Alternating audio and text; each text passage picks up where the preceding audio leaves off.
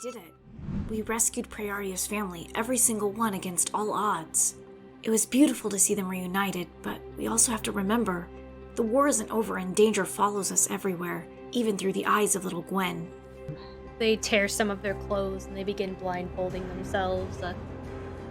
Gwen kind of, as the news is kind of shared with her, she looks up at you, Prearia, and she has this pouty face.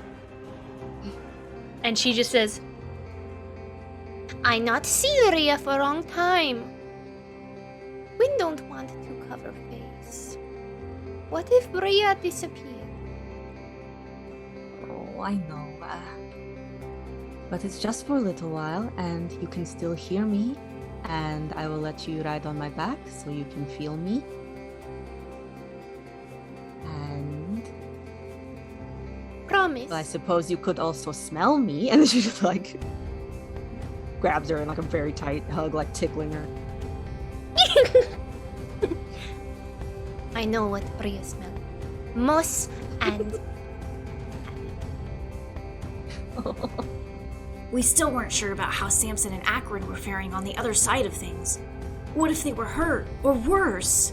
But then something amazing and heroic and miraculous happened. You all see coming over the mountain like like in a Disney movie. Very much, oh no, I'm sorry, more like the Shrek 2 movie where the prince's hair is just like blowing luxuriously.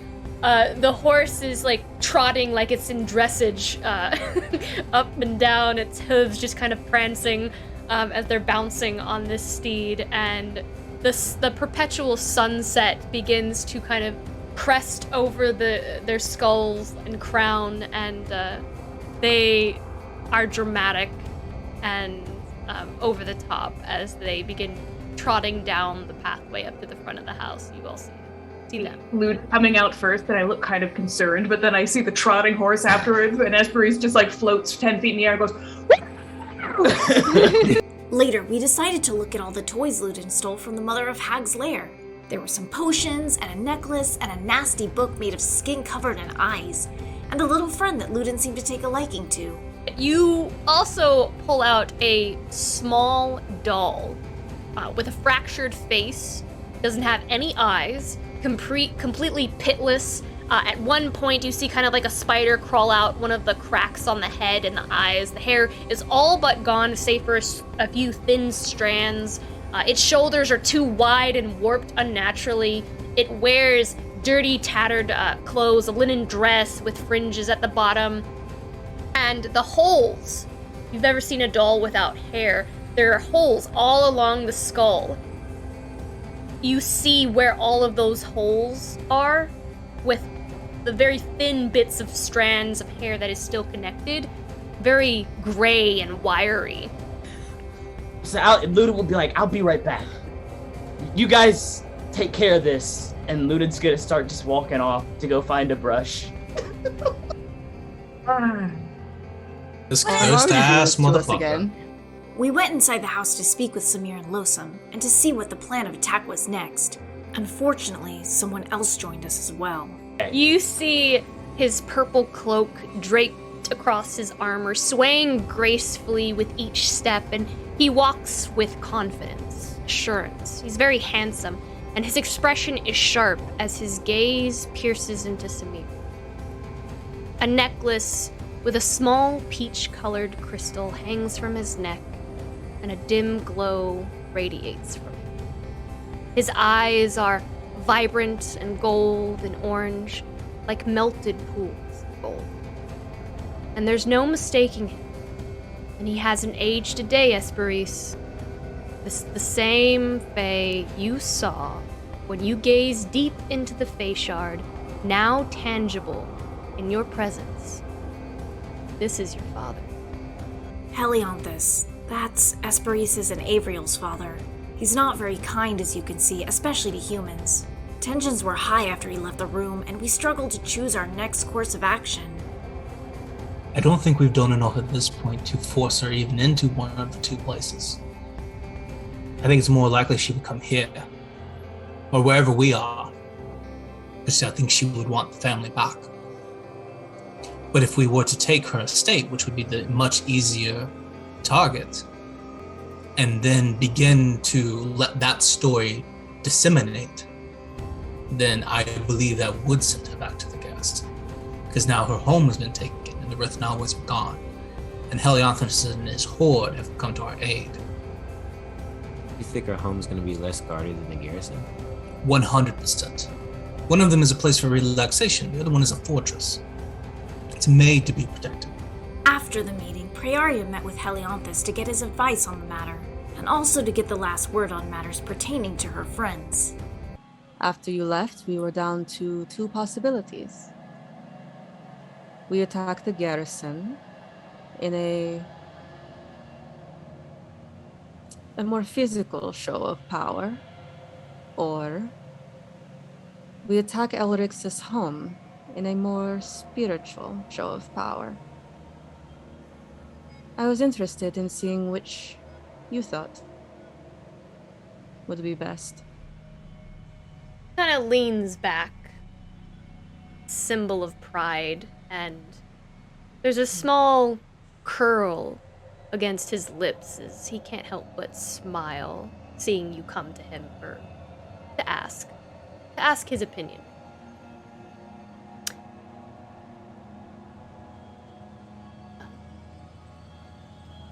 I believe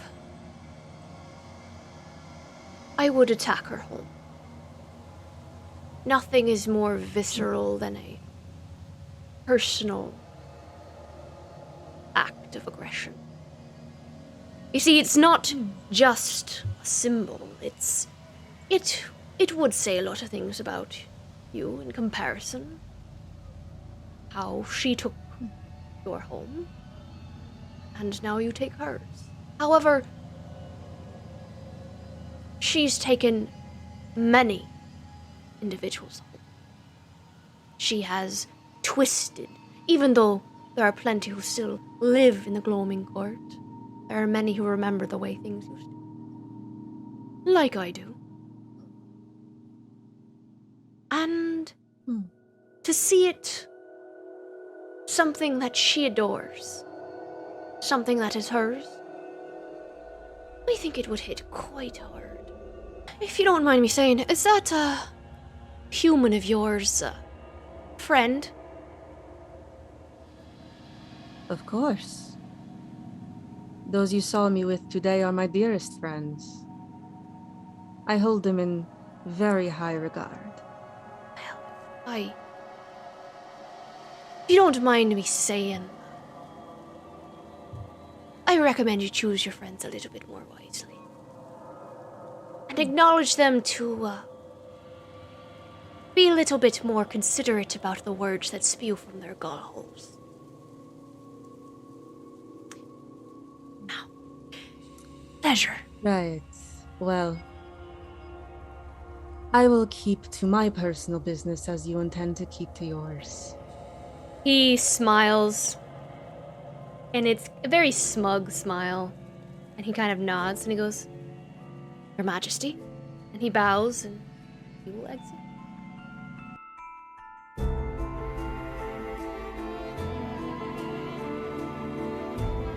We head out for Elrix's estate soon. You know, after what happened back at the prison, I don't think I'm so worried for us anymore.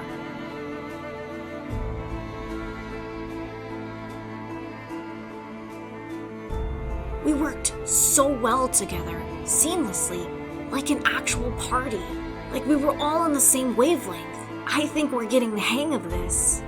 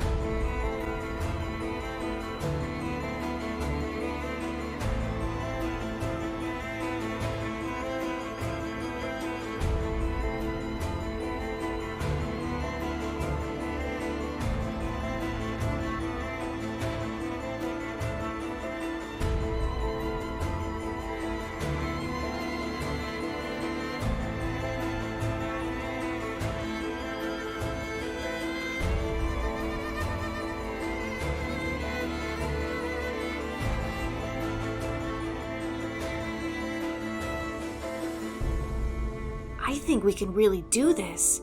Take back the kingdom, save the world. I believe in us.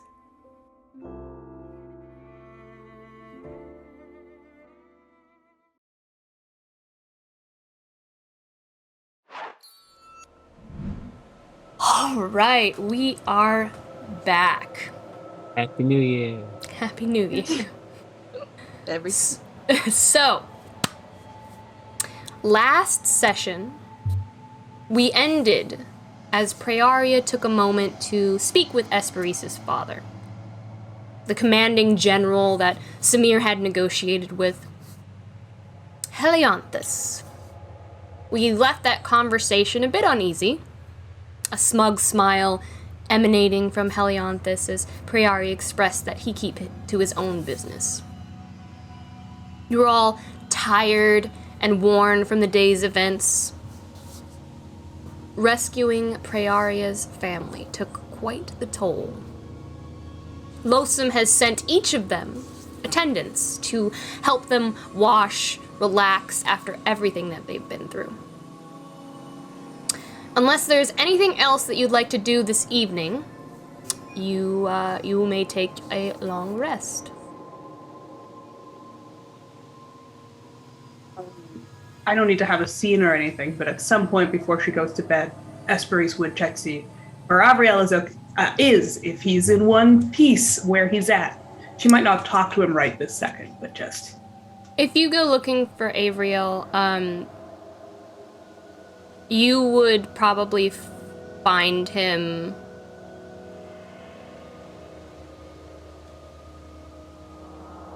Where would he be? You'd probably find him maybe in the library. I think Esperice will fully use like the last of her spell slots to be invisible and just watch him for a while.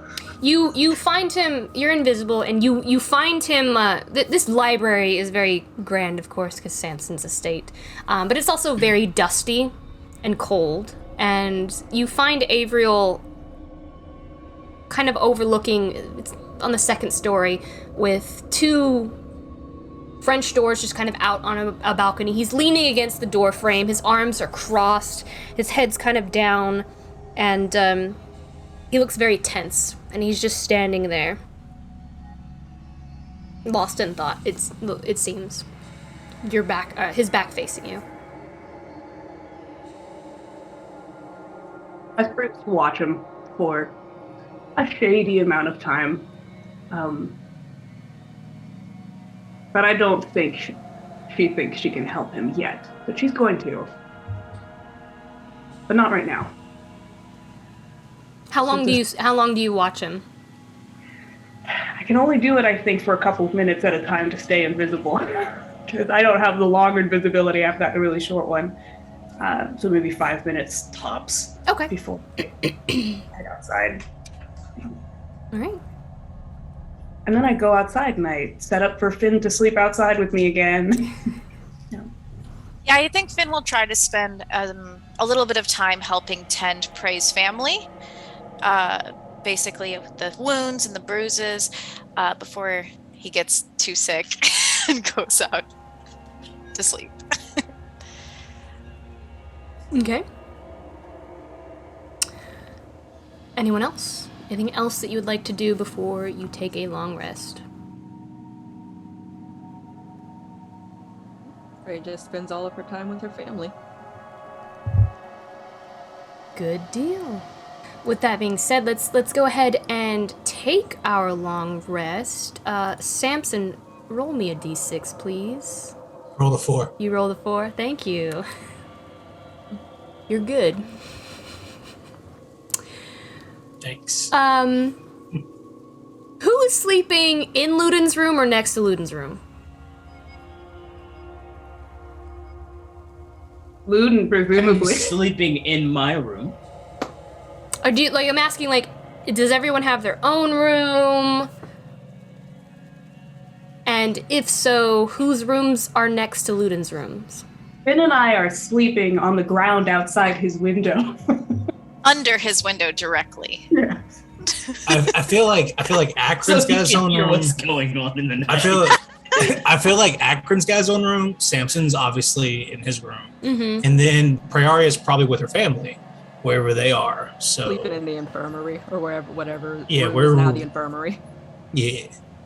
Okay, so Do I need to take back my long rest? no, you're fine. Okay. I just have to. There has to be context here. So, Finalai and Espris, as you make your way to your little makeshift tent underneath the windowsill, you both see just a small little silhouette sitting on the sill, looking out. I think we might have set up the doll to watch out the window. I mean, that's nice, I guess. It can look out and see. It's kind of creepy, though. You're all like just kind of watching it, and you just see. Hmm. Did it just move? It just moved. Did you see that? Definitely saw something. We should maybe try and climb up and like turn it around or something. It's on the other side of the window. I want to point that out. Like it's just like it's looking out the window, but it's on the other side. Can we open the window from the outside? No. Can you do that at a regular house? No. I don't know. It's a Fey house. Maybe you can. You know how you open a window from the outside? You take a big rock. Maybe we I'll should. leave Cynthia alone and go to bed. Should we check on Ludin and make sure he's okay? What if the doll murdered him? I don't think I can send him a message. This feels very much like one of Ludin's don't ask so many questions kind of life situations. Ludin. But I will.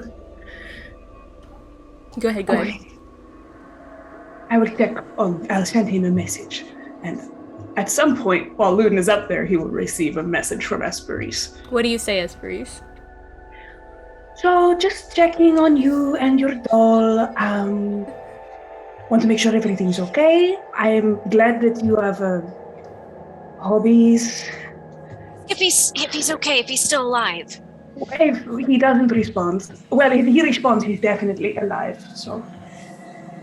I'm just cutting my hair.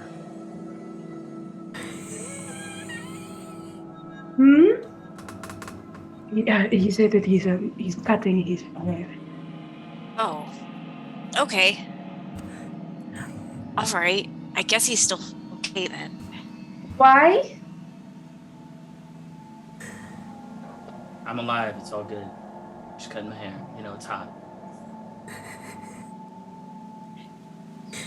Ludin, you hear, I'm sleepy. Can you tuck me in? Of course. Ludin gets up from, like, his extremely short hair now. And he will pick up the doll, Cynthia. And You all see in the window Cynthia just kind of gets picked up. walk over to the bed and tuck in Cynthia as he starts to try and look through like his hair and see like put it up to next to Cynthia to see like which would be the best strands to start to like replace all of the bits in her hair. So he'll do that for maybe an hour before going to bed at night. I'm gonna be so pretty. Night, night. Shh, go to sleep now. We got a long And Continue. and Ludin, you take your long rest with Cynthia. Perfect. I thought the plate was bad. At least the plate didn't talk. Right? Esperis, in a much more polite and graceful way, will attempt to communicate with Finn. This feels like none of our business unless it degrades further. I'm sure it won't degrade further. It'll be fine. Ludin's business is always our business, Reese. This I have learned. Let's talk about it. If it's something we want to discuss, maybe we discuss it tomorrow. For now, let's face it. Okay, we'll just keep an eye on him. All night? Mm-hmm. Okay. I will take first watch, I guess. Oh, we don't have to watch. I think it'll be okay. You did say we're going to watch all night, but we're going to watch while we're asleep? Yeah. Okay. Like if he screams or something, we'll wake up. Okay, that sounds good to me. So are you doing watches or no? No. Okay. Just double checking on that. Just like faces in the window. I feel like at some point Luden would probably close the curtains if that was the case.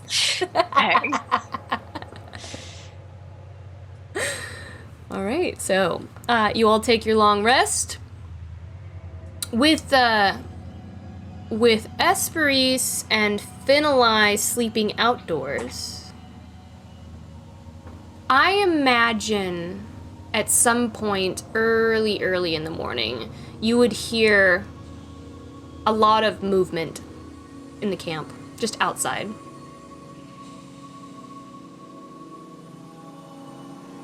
And let me look at your passive perception here. If it would wake you up, maybe. Reese notices nothing. Yeah, you're Noticed it all. Ben probably does though. Finn, you would wake up. You just hear a lot of movement outside of the camp. Yeah, Finn will get up, just be like, "What is that?" Look over towards the source of the noise. You kind of like poke your head out. Mm-hmm. You poke your head out and you see in masses parts of the army leaving. Are they supposed to leave? Wait, did we have a plan for them? Are you still asleep? I'm gonna run after them. Hey guys, wait! Wait, there's like hundreds of people. The tail end, like a soldier in the back. Wait! You see some of them getting on dragonflies and just flying off. You see the ones that have wings flying off as well. Others with horses, they begin like moving out. Do you just approach some rando? Like a person trying to jump on his dragonfly. Who would you like to approach? You can approach a red cap. You can approach like a little pixie. You can approach a satyr. Who kind of stands out to you? How about a red cap? I haven't seen many of those. Oh wait, hi. Where are you all going? Moving out. Moving out where? Back to Heliance's estate. You're not staying to support us in the war?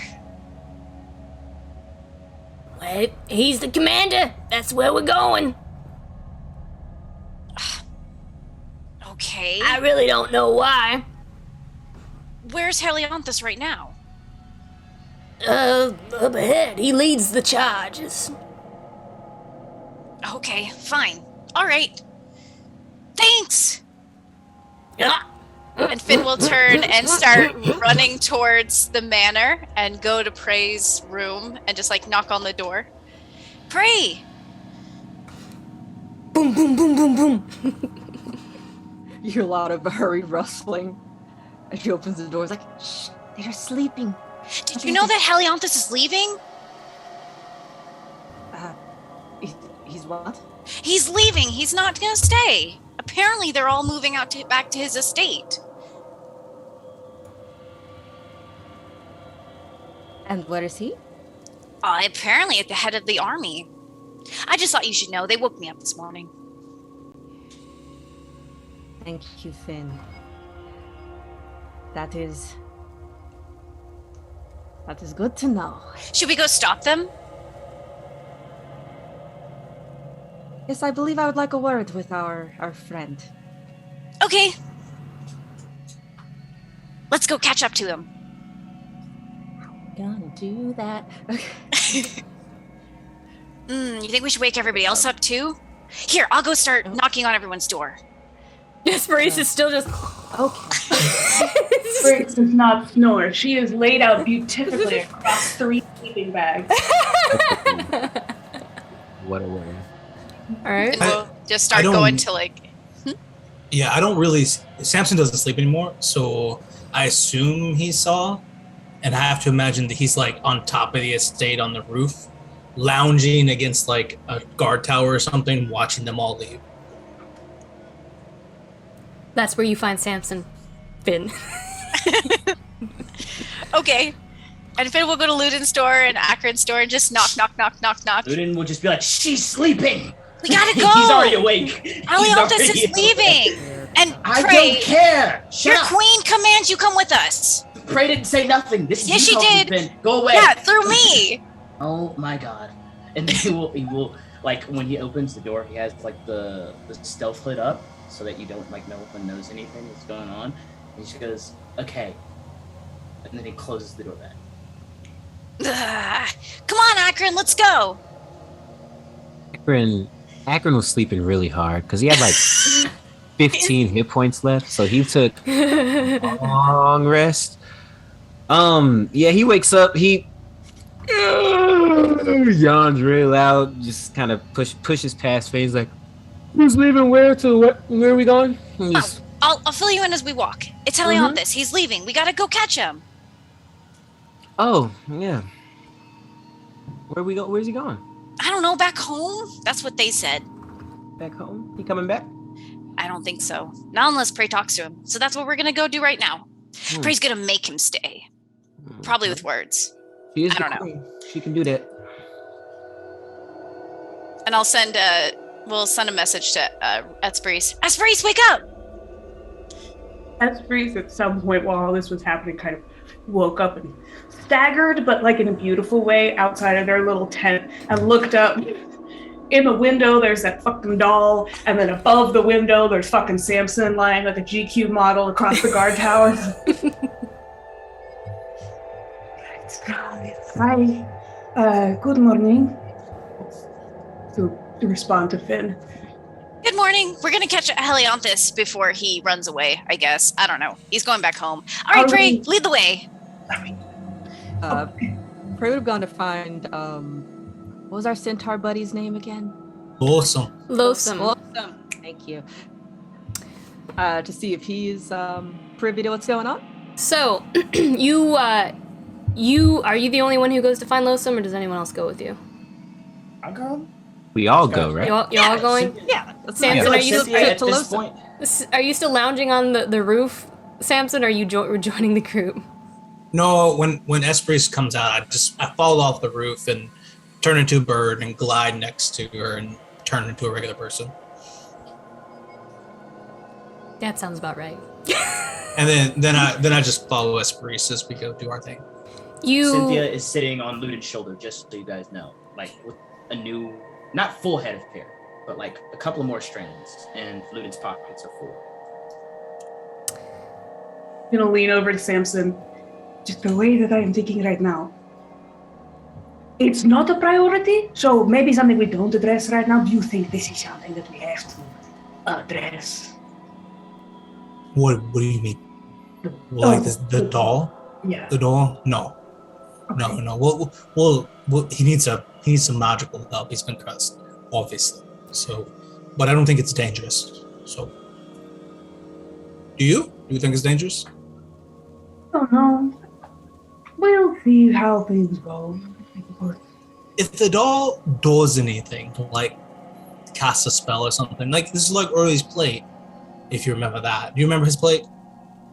Yes. It was inconvenient, but it wasn't like That was the it. That was worst. magical. That wasn't Yeah. just in. Okay. Yeah, he's not just a psychopath. Like, it was a magical plate. Yeah. You knew him longer than I did, so. Okay. Yeah. So as long as it doesn't hurt him, I don't think we need to necessarily fix it. But if it starts to hurt him, then we'll deal with it. But I think we should probably be focused on a third of our army leaving right now. So, Prairie, you have planned after we talk to Lonesome? None at all. Okay. You all make your way down to the front courtyard, and you do you can see like you can already see like a swarm of bees like in the distance already, miles out. You can see the army moving. Can I? Go ahead. Oh, go ahead. Go ahead. No, go ahead. I was gonna say maybe we should like steal a dragonfly to get ahead. They are need to very steal far one? out already. All of them are okay. Oh yeah, Yeah, like our dragon. they had already started moving before you got up, and so like it's just like this massive swarm of like it looks like birds in the distance almost. We, with all of Samson's fucking maps that I'm sure we brought with us, do we have a concept of like Elrix's estate, Elianthus's estate? Are they, I don't know, neighbors? Neighbors? Can we do a convenient cat-a-corner trip to both of those, or are they very distant locations? Elianthus is Summer Court, right? Mm-hmm. Yeah. So I think they're in different courts Okay. entirely. That makes sense. Okay. Mm-hmm. You Forgot. you We all- don't need a dragonfly. We have a canary. A what? Now's the time. Now's Now's the the time. Now's the time to use the canary. No, I mean, we can probably catch up to the front of them with like groups move slower than individual people. So like if we all went super fast, we could probably catch up. So In the, Perhaps if we we should have any kind of circle or something, we can just teleport there as well. we should probably just talk to Lawson first. Though. Yeah. You all walk into the war tent and you find Samir and Losum. Samson, Akron, Finn, and Prey, you can tell that Samir looks irritated, but he's calm. And he kind of drags his fingertips over the maps kind of before him, bracing the table with tense focus, and he glances up at Samson very quickly and returns to the papers before remaining silent. I'm gonna go over the papers and start reading what he's reading. Okay. You can see where he's already begun to mark off the armies that have left and like the remaining resources, and he's been moving those over. You can see where those are being mobilized to, and he's just basically updating everything at this point. And Have we seen Esperis's brother at all since we woke up? you haven't. Ludin is going to look at Esperis, turn around, and take a lap. He's not going to come to this meeting. He's going to go look for Havriel and see if he's in the camp at all. Okay. You go and do so. Welcome, Heath and Dire Bear, Raiders. We have raiders! Hi. Welcome, Yo. Dire Bear! Thanks for the raid! Welcome to the politics of war. We also got a really lovely message from GamePlayer 3009 for their 14-month subscription. I don't know if you can see that, Lauren. Aww. Yeah. Thanks for being here for 14 months, game player. Thank you. Awesome. Yes, we'd love to collaborate with you again, Dire Bear GM. Yeah. Totally. Wait, I'm trying to catch up on all these messages. We love Heath and all the Iron Valor we played together, all the great times. Fun times, great times. Right. All So right. on to the more fun times. Critical Ray's just threat. gonna approach the table like, does anyone want to tell me what that's about? Samir kind of looks up at you, Samson, and then back at you, Prayaria. Well, Elianthus wasn't pleased with the conversation that went down yesterday. So he will abandon the entire war. Unfortunately. He wasn't happy with the way the conversation between you and him went, but also with Ludin.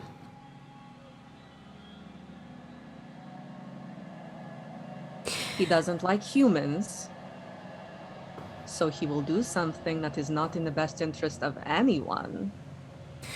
I Because of never said he what? was a good man, or a good fae. He's a bit of a prick. It is very difficult just to get him here, actually. But many do follow him for a reason, and he is clever and the greatest military mind of a summer court.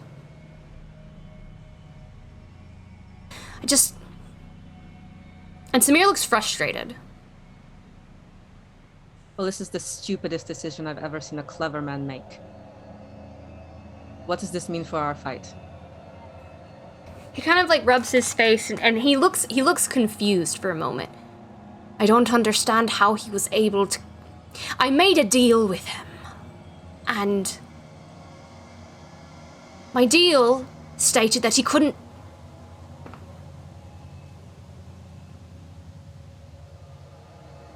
He couldn't what?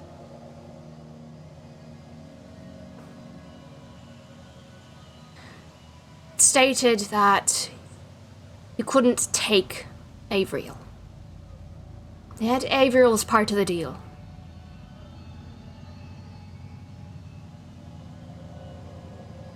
From Didn't your think this reaction, would- it seems that he did. I didn't think it'd be a problem, you know, he hates his father. But I just don't know how he found a loophole.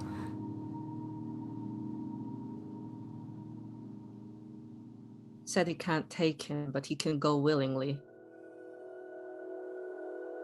Samir looks at you, Esperise.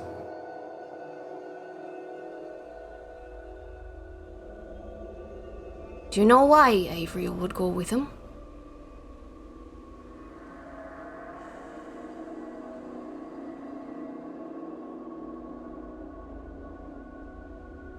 Nothing that he has told me. Out of character, I didn't tell him about my mom. I know that I didn't tell him about my mom. You didn't. Oh. Yeah, but it is, I'm sure it's incredibly self-sacrificing.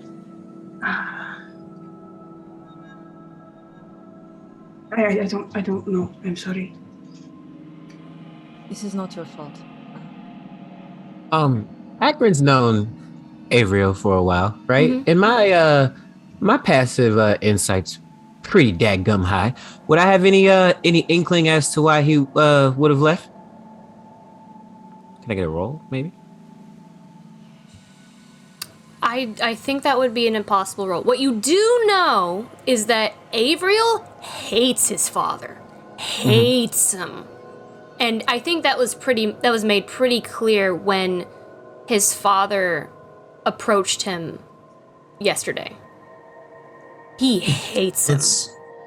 I'm gonna go ahead. I assume there's like glasses of water or maybe wine in this area somewhere in this war room, you know, where people can have a drink.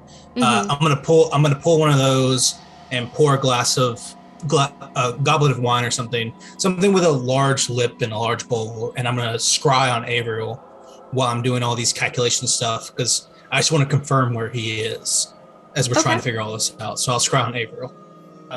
At this point, I assume Ludin did not find No. Avriel and will run back into the tent. Go ahead and give me an investigation check, though, where you know he was staying. See if you find anything in there. His room. First roll of the night.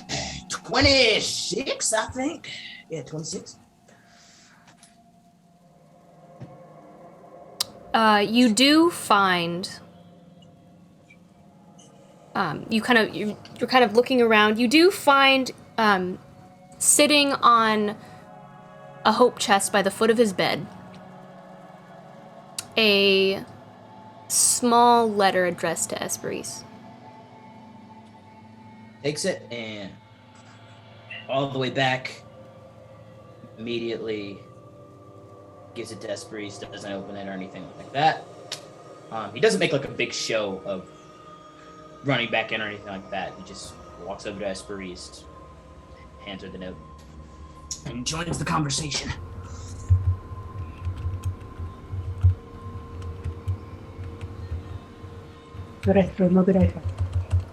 Fully leaves the room to read this note. Nobody can see her have an emotion. She's just gonna stand outside the door and look at it. I'm gonna send this to you, Deanna. Oh, okay. As all that's happening, Samson's over there, scrying on Avriel now just to confirm that he did in fact leave with Helianthus, but also is in deep conversations and asking a lot of confirming questions to Losum about what we have left. And like without Helianthus, what is there?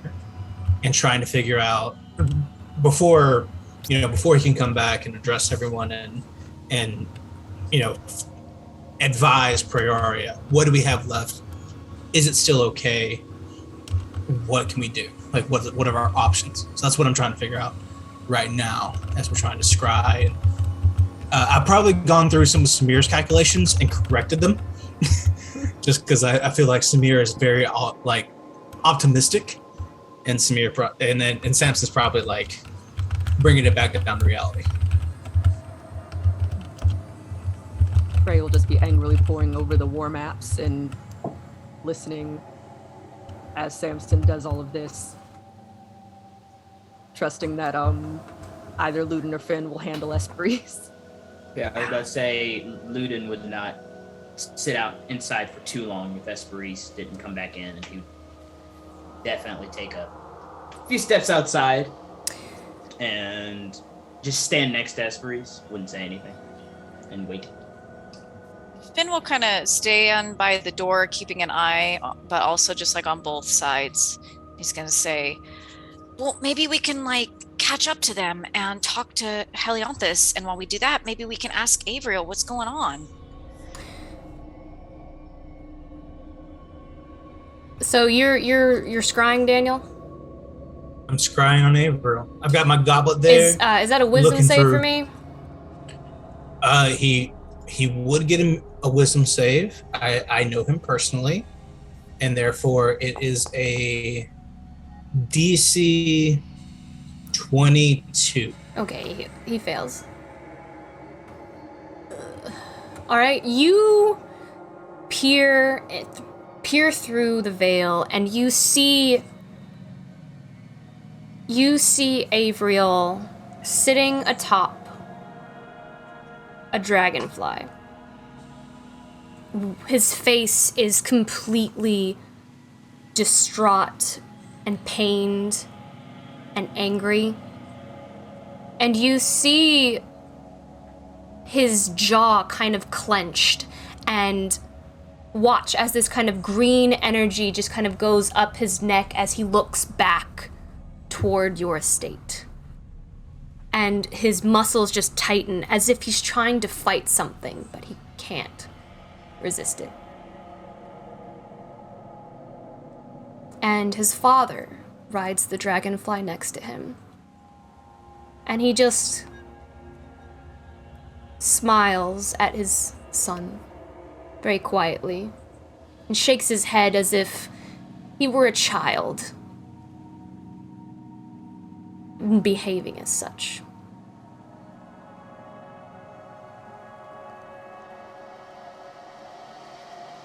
Reese takes a hot second in the hallway, puts her head in her hands, takes a breath, stands up, gets her shit together, turns to Luden and to Finn in the doorway. Helianthus did find a truly excellent loophole. He has his name.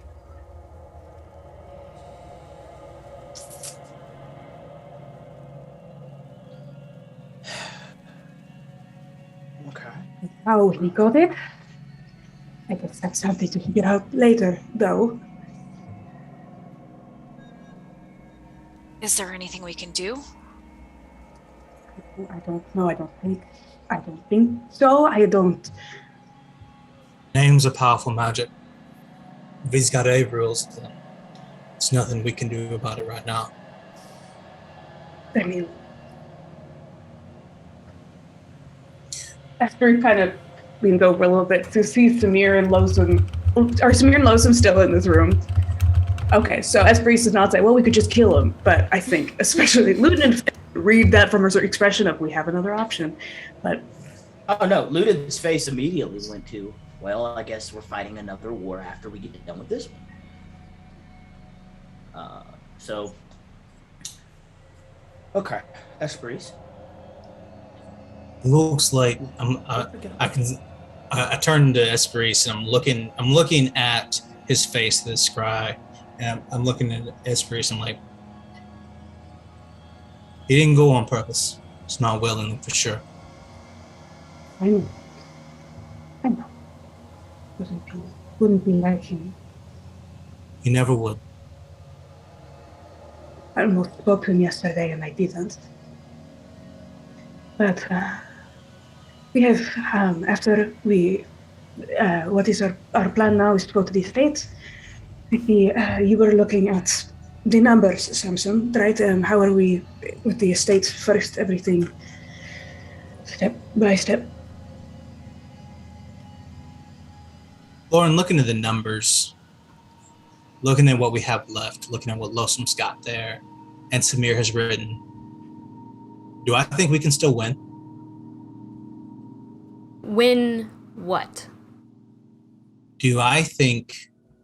I need more specifics than that. Do I think we could lay siege to the fortress, not the estate, but if we were to rouse all of our power and ride on the fortress, do I think we could win? Would we have the numbers or the equipment to do so? Not the estate. The estate I know we can take, and we're going to do that as a symbolic gesture and a way to weaken Elrixis. We're doing that next. But with the forces we have, when that's over, do I feel as though we have the capacity to take the fortress without Helianthus? Okay. So, goals.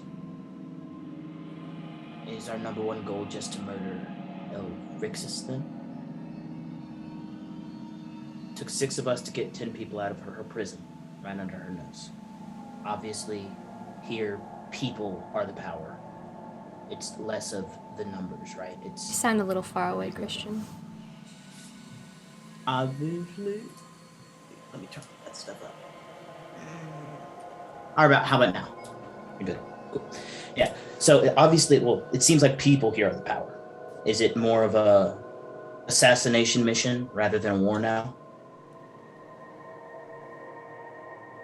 I think Helianthus has all the power right now, right? So we should be convincing him to stay on our side. Do we have any leverage?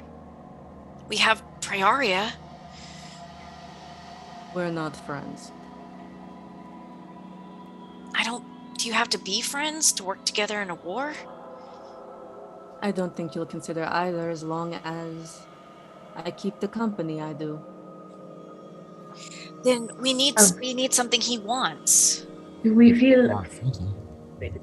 step by step here, do we want to take the estate first, or are you suggesting that we go to Helianthus first? Because if that's step one, we could have his wife. We don't have time to not take the estate. If we lose the 24 hours that we have right now, we don't have an advantage anymore. It's just going to be a bloodbath. Ludin's right. The estate's more valuable right now. Once her estate is taken, other people will start to leave. They'll see her weakness. We need to do that next. Believe that we can make up for Helianthus' absence, or will we have to go to him anyway?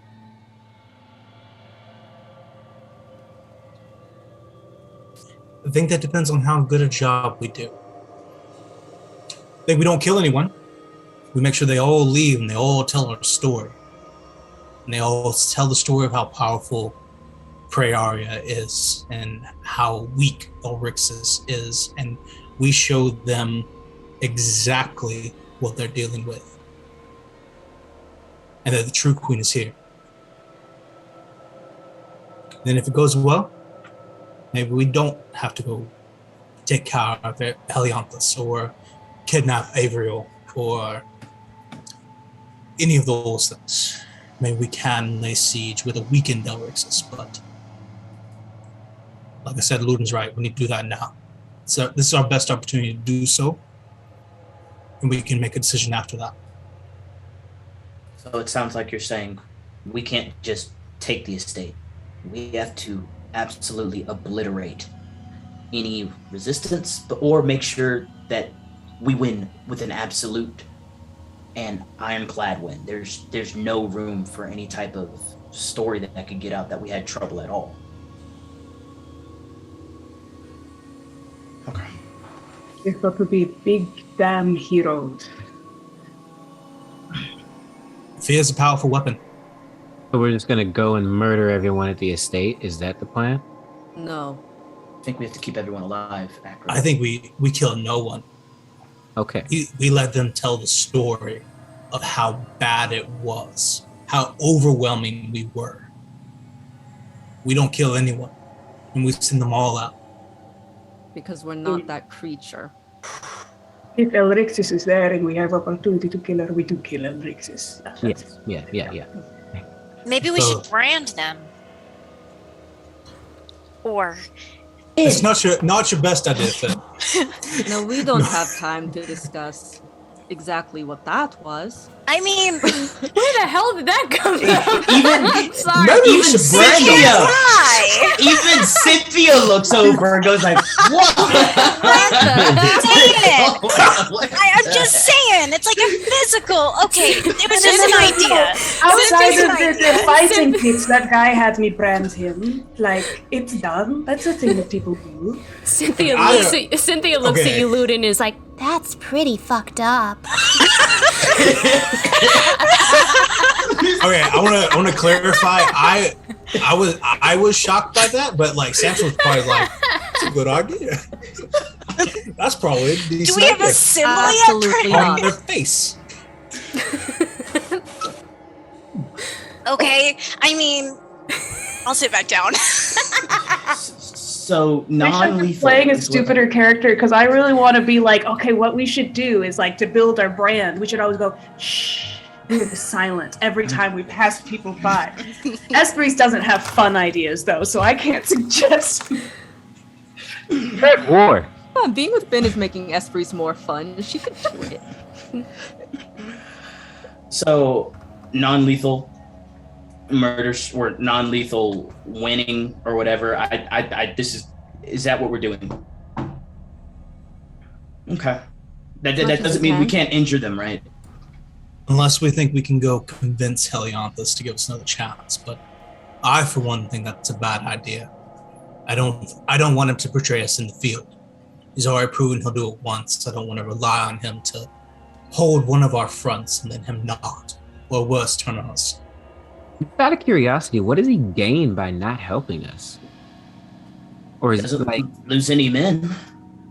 I mean, obviously, Helianthus still has power here. It's not an issue for him if Elrix is in power. He still has power. He has So- what he wanted anyway. He also may have aspirations for his own powers. There's no way to know right now. I think the only chips that we would have to talk to Eliantis would be Prearia, who already spoke to him. And then I am technically his daughter, but he doesn't seem to fully unwanted, I think. So I don't think that will help in any way. But So With then- your passive insight, Esperis, when he entered the room, it was like you weren't even there. I don't think he knew who I was. Yeah, you get Yeah, the, but I you mean, get the we sense that could've- he has no clue who you are. You're just some random Fey person in his Yeah. eyes. I mean, but I could go, I'm your daughter. It's me, Anastasia, kind of moment. But I don't think Well, you could- think it would Could matter. you just say your name? Yeah. And then he would When automatically I know learned my that true somebody- name from that rock so long ago, is that if I ever said it out loud, that he would know of it and that he would know where I was. But I don't know if... I just honestly don't feel like that would cause him to work any more in our favor. But it is something to know, I guess, that I have. Well, all I was thinking is at least it might get him to turn around. If we want to pursue that, I am comfortable doing whatever needs to be done. So. Yeah. So how exactly are we going to go about this? I would personally like to take the estate first. I know that we can do that. And not deal with Helianthus at all right now. And then deal with that situation after we have taken the estate. No, I guess my question, like, how are we? What's our plan for approaching the estate? Oh, okay. I see what you're saying. You can What's the scout estate out. like? Yeah, you can scout Have it we out. sent scouts out? Oh, okay, cool. Yeah, let's. Well, because the Okay. way we do this is super important, right? From what I'm gathering. So. All right. Well, I have something that I've been thinking about for scouting. I assume the estate won't just murder dragonflies that fly overhead because, I mean, dragonflies and butterflies fly everywhere. I still have spells. I can see through their eyes. I can see every single thing that they see. And we can get a good lay of the land without anyone having some type of suspicion. Very easily, if we do something like that. Losum, do we have any scouts currently out in the field? Any insiders this time like we did with the prison? We have been given word that the estate is being guarded by lash tongues. Sorry, But what? Samson? Did you say lash tongues? Lash tongues. Lash tongues. I think. They Are these are those freaking things that we fought at the Sawbottom? no, Swear to God. no. They're not those. Those are, I forget what those are called, but they're not. They're not those. I will log off the Zoom call. They are. They are essentially like, they have very gangly limbs with little thorns on them. They're like plant creatures with very large jaws that kind of have like beak over their lower jaws with very long, how do I say this? Long, big tongues. I'm just gonna say it just Long flat tongues. like that. So There's a no lick need a to tongue add any from hell. fluff to that. What kind of creatures did you say they were? They're called lash tongues. So They're like tree things? they were they're plant made creatures? of wood? They're plant creatures. They have very long limbs. Perfect. They All like right. Fire arrows. Maybe. Okay. Okay, and are they just guarded outside, or they're guards inside? What are the people like? What is the estate like? Is it like, are there just lots and lots of people inside working in there that are willing to fight, or that they follow Elrixis, or are they just workers? Like, what type of people are we dealing with? there are many Ludin, servants. what is the rundown, Losum? Many. We are absolutely not killing any servants. I'm just putting that out there right now. I'm so glad that we're all on the same page with that. There are many servants, those in servitude to Elrixis, were given a sentence of sorts. They are not local to the Gloaming Court, which is in our favor. Those in her servitude are trespassers, taking things that didn't belong to them from the Gloaming Court to the other courts. Small affairs. Okay. It's a way that she instills fear. By making them maids. Punishing them. essentially they have what is it called? Civic duty or something. Are these like Community wards? service. Are Community, these like wards or community something? service. Indentured servitude. Well, it's like, yeah, like community. It's like community service, right? Like you commit a crime and you have to go pick up trash off the highway. Essentially, Oh, like Okay. If all of But these so- people are from other courts and not loyal to her, and there's a huge amount of them in the house, if there's some way that we can break whatever magical thing is holding them there, more soldiers! I mean, hopefully not soldiers, but like people who can throw things.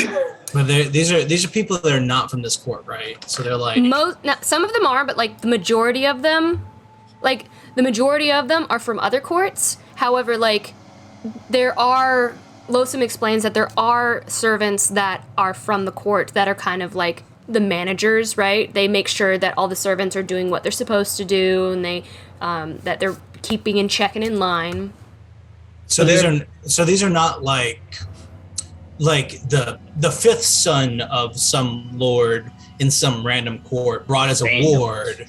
This is like some like person who is like receiving punishment. Yeah, Is that right? It's a fairy who shoplifted at the local QFC and now Yeah. The juvenile delinquents. And Elrix is like, well, you can either die or come be my servant. That kind of thing. Mm-hmm. I think so. Which is great. These are exactly the people that we want to impress because they will go tell the normal people about how great we are, right? Well, it sounds like to me that.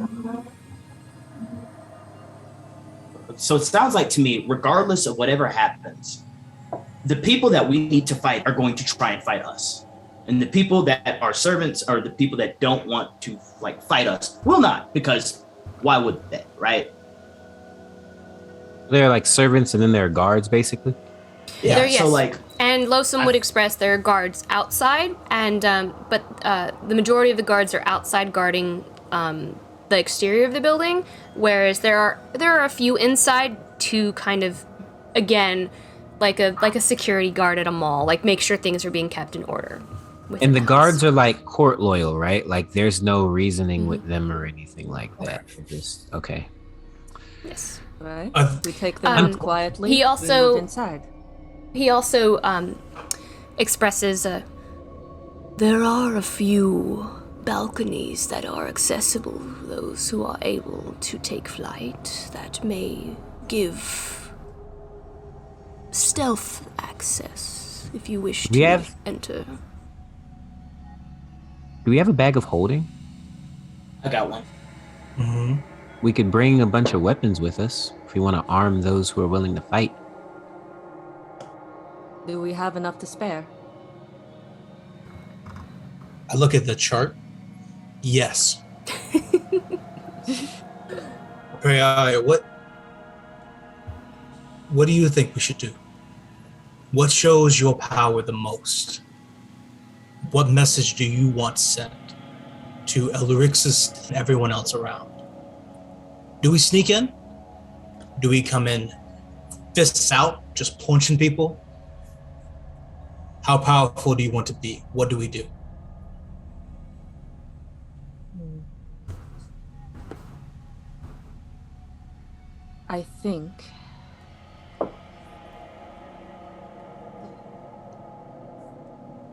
I think we neutralize the guards, the lash tongues, yes, outside. We then make our presence known to the inside, let them know that they have a chance to leave if they wish. We do not wish to hurt anyone who is not loyal to that woman.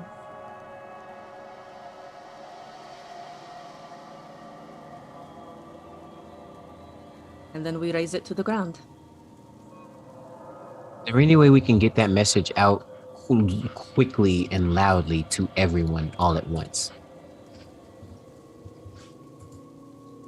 Is it possible to get a whole bunch of like name tags that say like vote for Praeria and just stick them on everybody's shoulder as they leave? Sky right. Let's put it in the sky real quick. Well, Pray, you have that flower, right? Maybe you can do something with that. Well, I also have these. And she'll reach into one of her pockets and take out the little pouch of seeds that she recovered from Gwyn's room when she was taken. What are those? Yeah. They are special plants. They work like a sending stone. oh yeah. Remember those? Ludin keeps his mouth shut, but he's thinking in his mind, all like it's just like a roll of film. All the times we could have used sending stones, we could have been talking with each other, and he's just like, just keeping his mouth shut. He's like, interesting. Awesome. Well, I mean, if we can use those. Yeah, we could give them to the people, right? Yeah. Well, they can only be used once and then they will die. It's like a rewind of all of that. Well, maybe once is all it'll take. And then you can use your flower to like broadcast something in the sky or something. Does anybody have thaumaturgy? That's the spell that the bosses when I was back at Buclea used to use a lot, when there was a lot of rowdiness. Samson has that, don't you? Tifa? I just yell it. I cast thaumaturgy. I'm like, I've got it. It's bam. There you go. Just incredibly loud. It's like, okay. Well, I was thinking, we could use a flower or so just to warn the servants, and then they can spread the word to the other servants, so that the people who we might have to will not know that we are coming still. I see what you're saying. The loud move is when we're finishing up. Once everyone else is out, then we can be loud. Okay. So do we want to stealthily do it at the top? Is that what you're saying? Yes. I think this is a liberation, right? We're going in. We're going in. We're telling everybody that hey, Elrixis no longer has power. You're free. This estate doesn't exist anymore. Everyone who wants to fight can, and they can all die, and all the servants can go out, and everyone who is on our side can leave and tell our story. And then we burn it to the ground. Easy as that. There are a few stronger messages than burning someone's house to the ground. So, in terms of actual action then, like I said, I can get eyes on pretty much everything on the outside without them, unless they just absolutely hate dragonflies and butterflies. I can get eyes and just let everyone know positioning and things of that nature. And if we're doing things quietly, I 100% at the very beginning of the battle think that my place should be in the sky, because I can rain down hell from above. I can wake up. And you can drop talking these. about some windowsill as well, right? Oh, sorry, Briaria. Oh, just she was just telling Ludin that he could also drop the seeds while he's up there. Oh yeah, I could do that too. Like I just think that, open areas are my shiznit, for lack of a better word. Right, Cynthia? I think I'm familiar with this word, but yes, shiznit.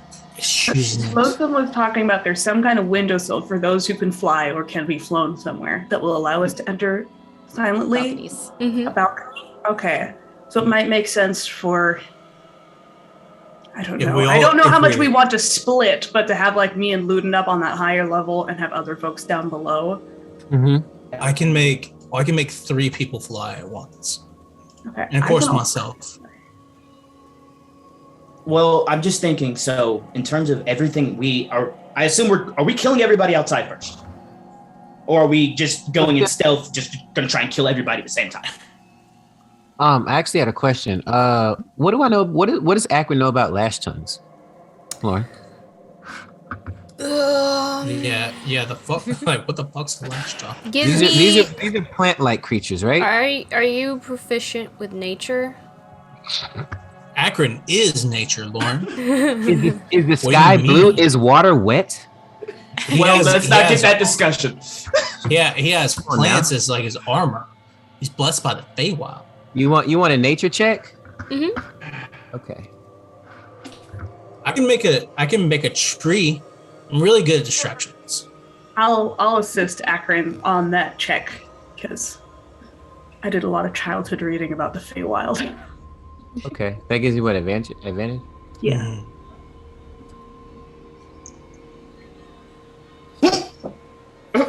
14. With advantage? I rolled a Okay. 2 and a Yeah. 3. My man. I forgot Foundry hates me. I should have rolled on a D&D Beyond. D&D Beyond. I didn't even open D&D Beyond. We'll say with that roll, you don't remember everything, but you do remember that they are photosynthetic, and that anytime they take radiant damage, it heals them. It heals them. Okay. Do I So remember? no smites. No smites. Yeah, that's cool. Do I remember anything about their temperament? Can we bribe the lash tongues?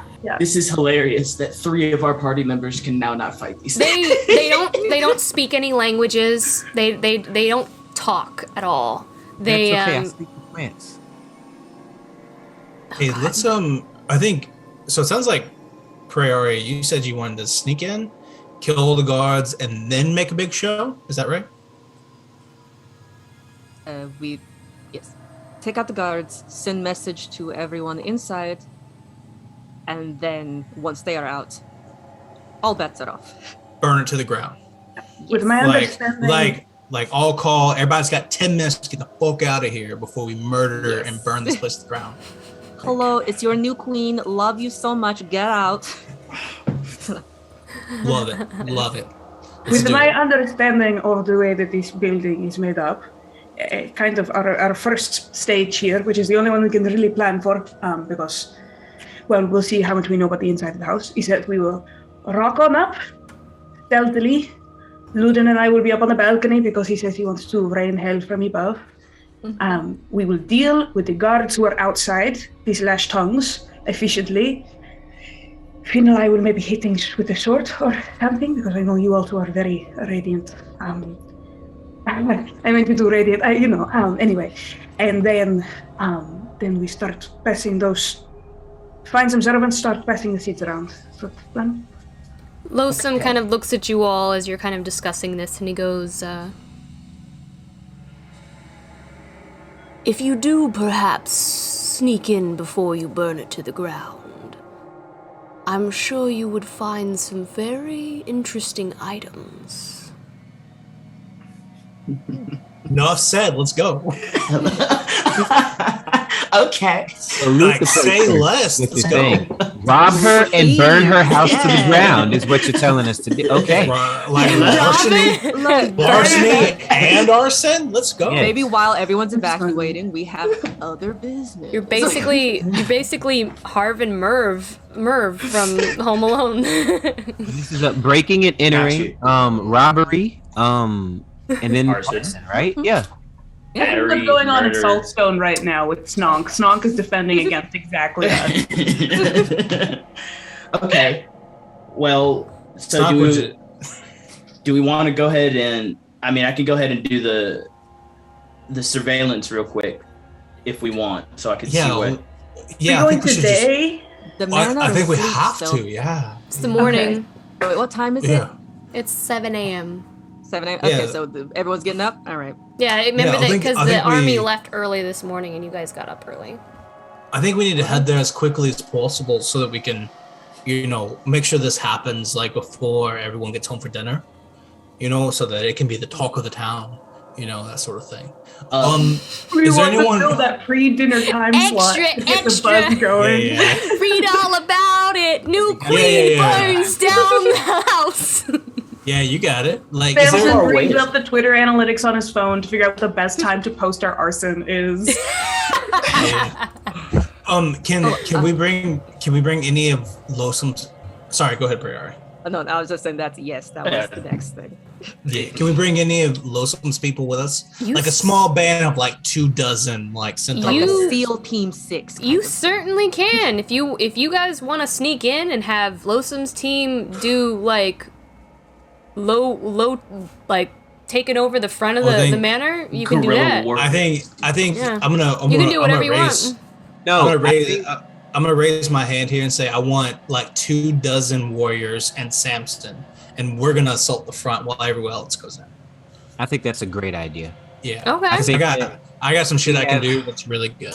if we have a team that can like draw the guards to an area, so that way at least we can control where the fighting is happening, it'll be way easier and more fluid to get everyone out. And so you know, the most charismatic folks obviously pray, and everybody, you know, those should be the ones who are escorting the people out. And then, you know, me, Samson, the rest can be whooping ass and taking names. Yeah, we'll have like 24 centaurs. I'll be a horse. Akron can ride me, and like we'll just go 25 deep. Okay, then if that's the case, we need to know communication. That's the only extra thing that we need to be thinking about. I can just call you. Okay, perfect. I'm good about doing both. I really love the idea of my eyes in the sky. If I get shot down, you fight too well. You need to be on team whoop ass. Well, I can be in the sky shooting down, but letting Samson know literally everything that's going on above. Like, because if there's a bunch of guards approaching you from the east or the west and you don't see it, one of you two, like eye in the sky kind of thing. Yeah, one of you two needs to go with team infiltration, just in case. So we can't have 2 D8s and D6 all going into. You're right. I'll go with them because Loon's too valuable in the sky. I'll go with them. Besides, we're gonna be close quarters. I'm better that way, anyways. Yeah. Do you? I'm gonna meta this so hard, but I'm gonna figure we're good tacticians at this point. Do you guys want to have either me or Finn out there with you to have a primary healer out with you guys? Probably you, Reese, since you can fly and move around. Can't believe you think I'm not a primary healer. Yeah. You can heal. First of all, Samson, you have been in denial about being this party's tank ever since the first season. I have will forever be the tank. I have 8,000 hit points. It's gonna be fine.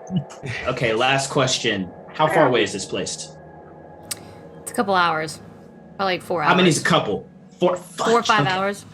Dang it! I was hoping it was a full long rest. Any possibility of a teleportation circle? I'm just always gonna ask.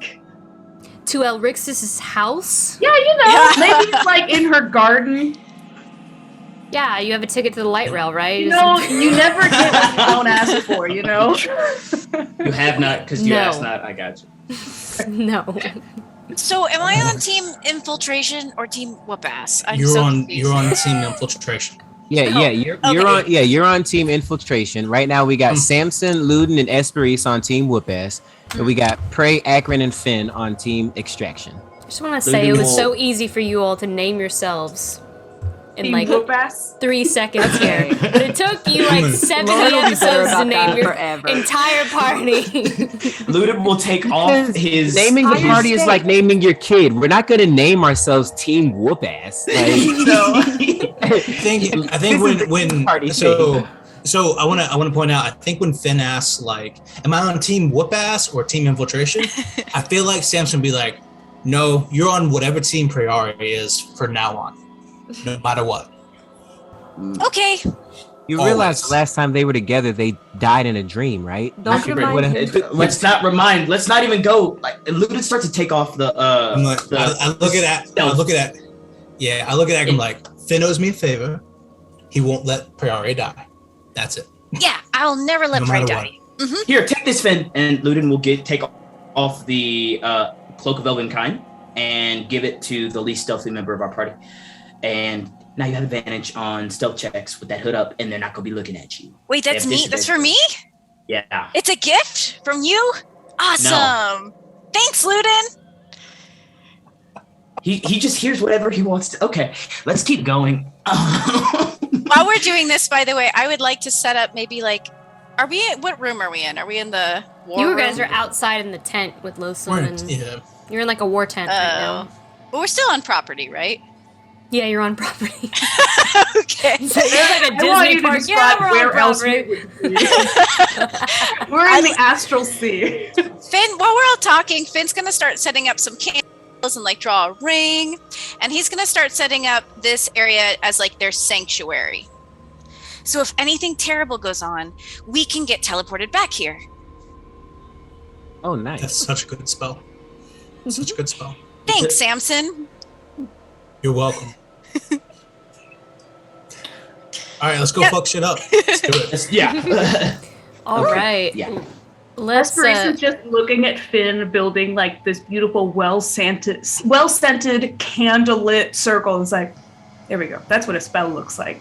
I mean, it's not well scented. He's like digging it with his Candles! foot. Yeah, he's got like a few green candles. He's like, like it's not a graceful process. It's development. I've seen him cast Commune before, and it's just, hey, like this is growth. I guess I will take the seeds. Are there enough for each and every one of us to talk to each other with? No, we were giving them to people. Yes, we will grow them inside the house. Oh, okay, never mind. I can always talk to. I think I can always talk to Finn, Samir. I think I switched to Prairie and Ermir. I can talk to 4 people. Most of us can do the talkie. Okay, cool. I can't, so just Neither. We're message me every once in a while, and I'll be letting you know what's going on outside or above. If you got anybody coming in to meet you. Yeah, we should all at least be able to communicate with Luden if he's going to be point as far as like surveillance. Do we have sending stones?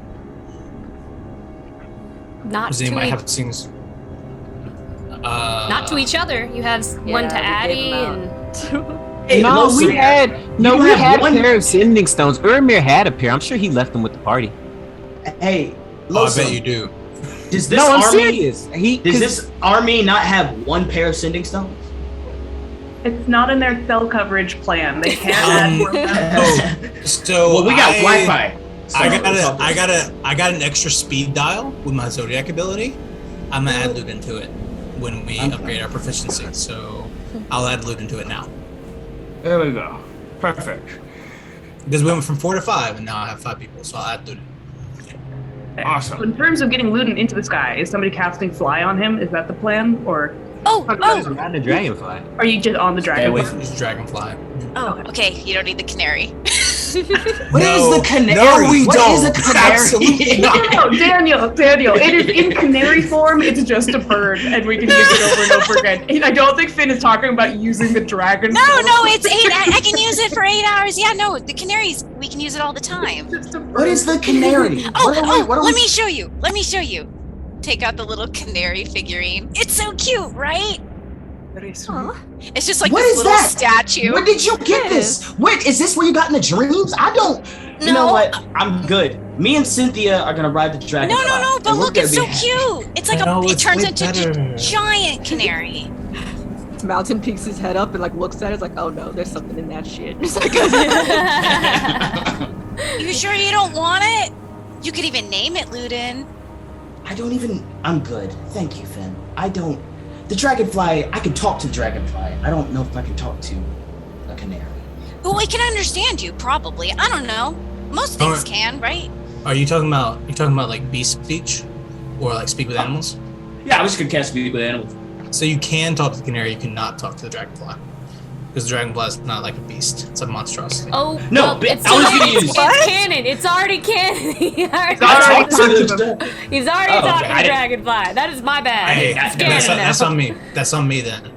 Sorry. I see. I All see. right. Well, Reese, you can have this, and if Luden changes his mind, you can have it. Thank you so much. I think it's so cute. It's so cute, right? It's so fluffy. Just put it in the bag. Put it in the bag. If I fall out of the sky, I will use the canary, and then he'll. You only want it when you're in like mortal danger, huh? It's in the bag. Okay. What more do you want? Let's go Question ahead. for Luden. Just before we head out, I'm so sorry, Losum. Are you wanting to be bringing Cynthia into active combat situation? She has eyes. Is she a child, or is she? She's Cynthia. What are we talking about? Like, Are you- let's wait. Are you? But she has hair now. I was about to say everyone can see that Cynthia has hair now, and it's like Luden's hair is Off shorter. of one side. Wait a minute. Yeah, let's go. And he'll Hey, just start Luden. walking. What, Akron? You're holding Cynthia, and she's just like, Promise you won't get hurt. I would be so sad if anything happened to you. Got you, Cynthia. He's saying this out loud, by the way. Like, Yeah, so we don't hear Cynthia. We just see him going, I got you, Cynthia. I got you. I got you. Hey, Luden. And he'll give her a fist bump. And he thinks that she's moving her own hand, but he's definitely moving her hand. Yes. Hey, Luden. Yeah, what's up, Akron? Talking to the dog? You talking to the dog? Yeah. What? You can't. She's talking to me. Yeah, we can't. We can't hear. Well, check your ears. God. And he'll keep walking. Like, we have things to do. Let's get going, guys. This doll's been with us for less than 24 hours, and Luden's nicer to it than he is to us. We don't have time for this. Let's just go. Let's go. Let's go ahead and establish stealth. I'm gonna before we go, I'm gonna go talk to Ten. I'm gonna be like, if that's okay. I'm gonna be like, hey, I'm not. Hey, so I used to know a whole bunch of people who like gods like you do, who had this kind of like pick me up you could give if you didn't sleep overnight or whatever.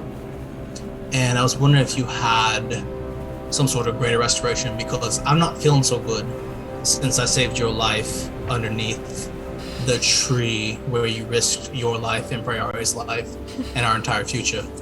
So I'm not feeling as great, and I got a level of exhaustion, so I was wondering if you could help me out. Yeah, absolutely. I mean, of course I'd help you out, even if you didn't risk my life or your life to save me, but you did, and I appreciate that. So yeah, I can. Of course. Yeah. You just have to give me a hug. I'm gonna kiss him on the cheek and then say, please. Okay. Finn will give him a big hug. And Samson will feel magic go through him and kind of wake him up a little bit, give him a little jolt, and I will cast Greater Restoration on Samson. Thank you, Fenela. Are you feeling better? I am. It's amazing how your hugs work like that. Right? You can me for another one. Every day, maybe. I don't know, if you need it. It just sounds like you might. I will let you know. I will let you know. Oh, speak. Okay. Hopefully this won't be a problem for the rest of my entire life. So we'll see. We can figure out how to fix it. Is it nightmares or something? Well, I don't really sleep, and so it's more like the world hates me, and that my life is terrible now because of the sacrifices I made for you. That's really what it's more like. So. Okay, I mean, that sounds like a fixable problem. We can address that after all of this. I think it's more like what happened to Rabbit. And it'll be okay. And then I think his eyes go down and then come back up. And he's like, it was worth it.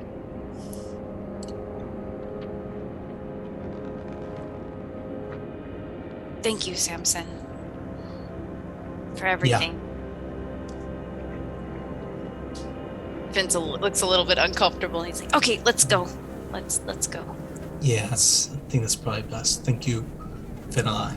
So, I will let you know if I'll let you know if the dreams are too dark again. So. Thank you. I could go into your dream and spend the night Absolutely with you. not. You can never go into anyone's dream ever again for the rest of your entire life. Just letting you know it's possible, though. Okay, let's go. No, it's not. Totally no, possible. It's not. Absolutely fucking not. Absolutely Make a not. dexterity saving throw as another rock with a frowny face on it comes flying on me. That was the one hit point he needed to for later in the battle. Taken by the house. Real quick before we go, Samson, you still have that book? What book? The one that you had me write my name in that one time? Yeah, my dude. I got it still there. Like I've got it underlined and bolded now because you're my favorite person. Shout out to you. Oh, is it still in there? I didn't know if like we had to rewrite our names in there. How No. Every day it resets. Every day it Oh, resets. fire. Okay, cool. No, it's great, right? Well, then we are set. Is everyone's name in it? Absolutely I not. don't know what book you're talking about. I wouldn't worry about it, Akron. What? It's a book, whatever. Y'all, I think I should probably let you guys know. I'm thinking of when the stealth team goes in, I will first do my surveillance. Second, when the stealth team goes in, I will go with you guys for a second so that you can get in very, very sneakily. And then I will take off and do my surveillance shooting from the skies thing. Okay? You stay with Esperise. What? I can be invisible. I don't need assistance on stealth, I think. So I think he's talking about his... Yeah, I will make you guys like shadows. Yeah, help them in, then come get us. Yeah. Let's establish stealth. I'm trying to get you guys to establish. Yay! Okay. Yeah, I'm gonna go ahead and cast Pass Without a Trace. I'm just gonna target the super stealthy team, I I guess. think heading up to it, we're all doing stealth, so we can all add Pass Without a Trace. Hey, Finoi, do you want to give the second least stealthy member of the party the blessing of the trickster? And by that I mean me. Yeah. I suck. Okay, well, Absolutely. I'm gonna hold off on casting Pass Without a Trace until we're like 30 minutes out, so that so it will last. But yeah, just let you know whenever everybody can get their +10, and I'm gonna go ahead and click this button, so I'll establish my stealth. Okay. Oh yeah. Add 10 to your have. rolls, everyone. I have. Do you think we'll need the? Do we think we'll need the acorns for the tree ants in this situation or not? Just in case, bring them. I can drop them from above. No. Well, no. I've got to like cast Awaken, and so Oh. it takes like 10 minutes to do. So I could do it, right? But do we need all three of them, or do we need any of them? I feel like we For might want to this. save that for the fortress, because that's Okay. more. Those are big hitters. So I'll just bring the fire elemental. It'll be fine. All right, what we got? Got Esperise. 23 total with the +10, because Okay. I suck so badly Akron? all the time. 5. 15. With the plus? +10? I rolled a 1. Just a second. Oh. It's cool. I got a 41. Jeez. Do you want to share my cloak, Akron? You know, I think we might Samson? have Can't hear you. I don't think that I'm stealthing. I'm at the front of a group of 24 centaur warriors. Okay. And I don't think we're stealthing. And what I am doing is I'm casting when we get within like 5 minutes of when we're gonna actually attack. I'm casting Conjure Elemental, and I'm conjuring a Fire Elemental to fight on my behalf. Okay. Before we could go in. And that takes Pray 1 area? minute, lasts for an hour.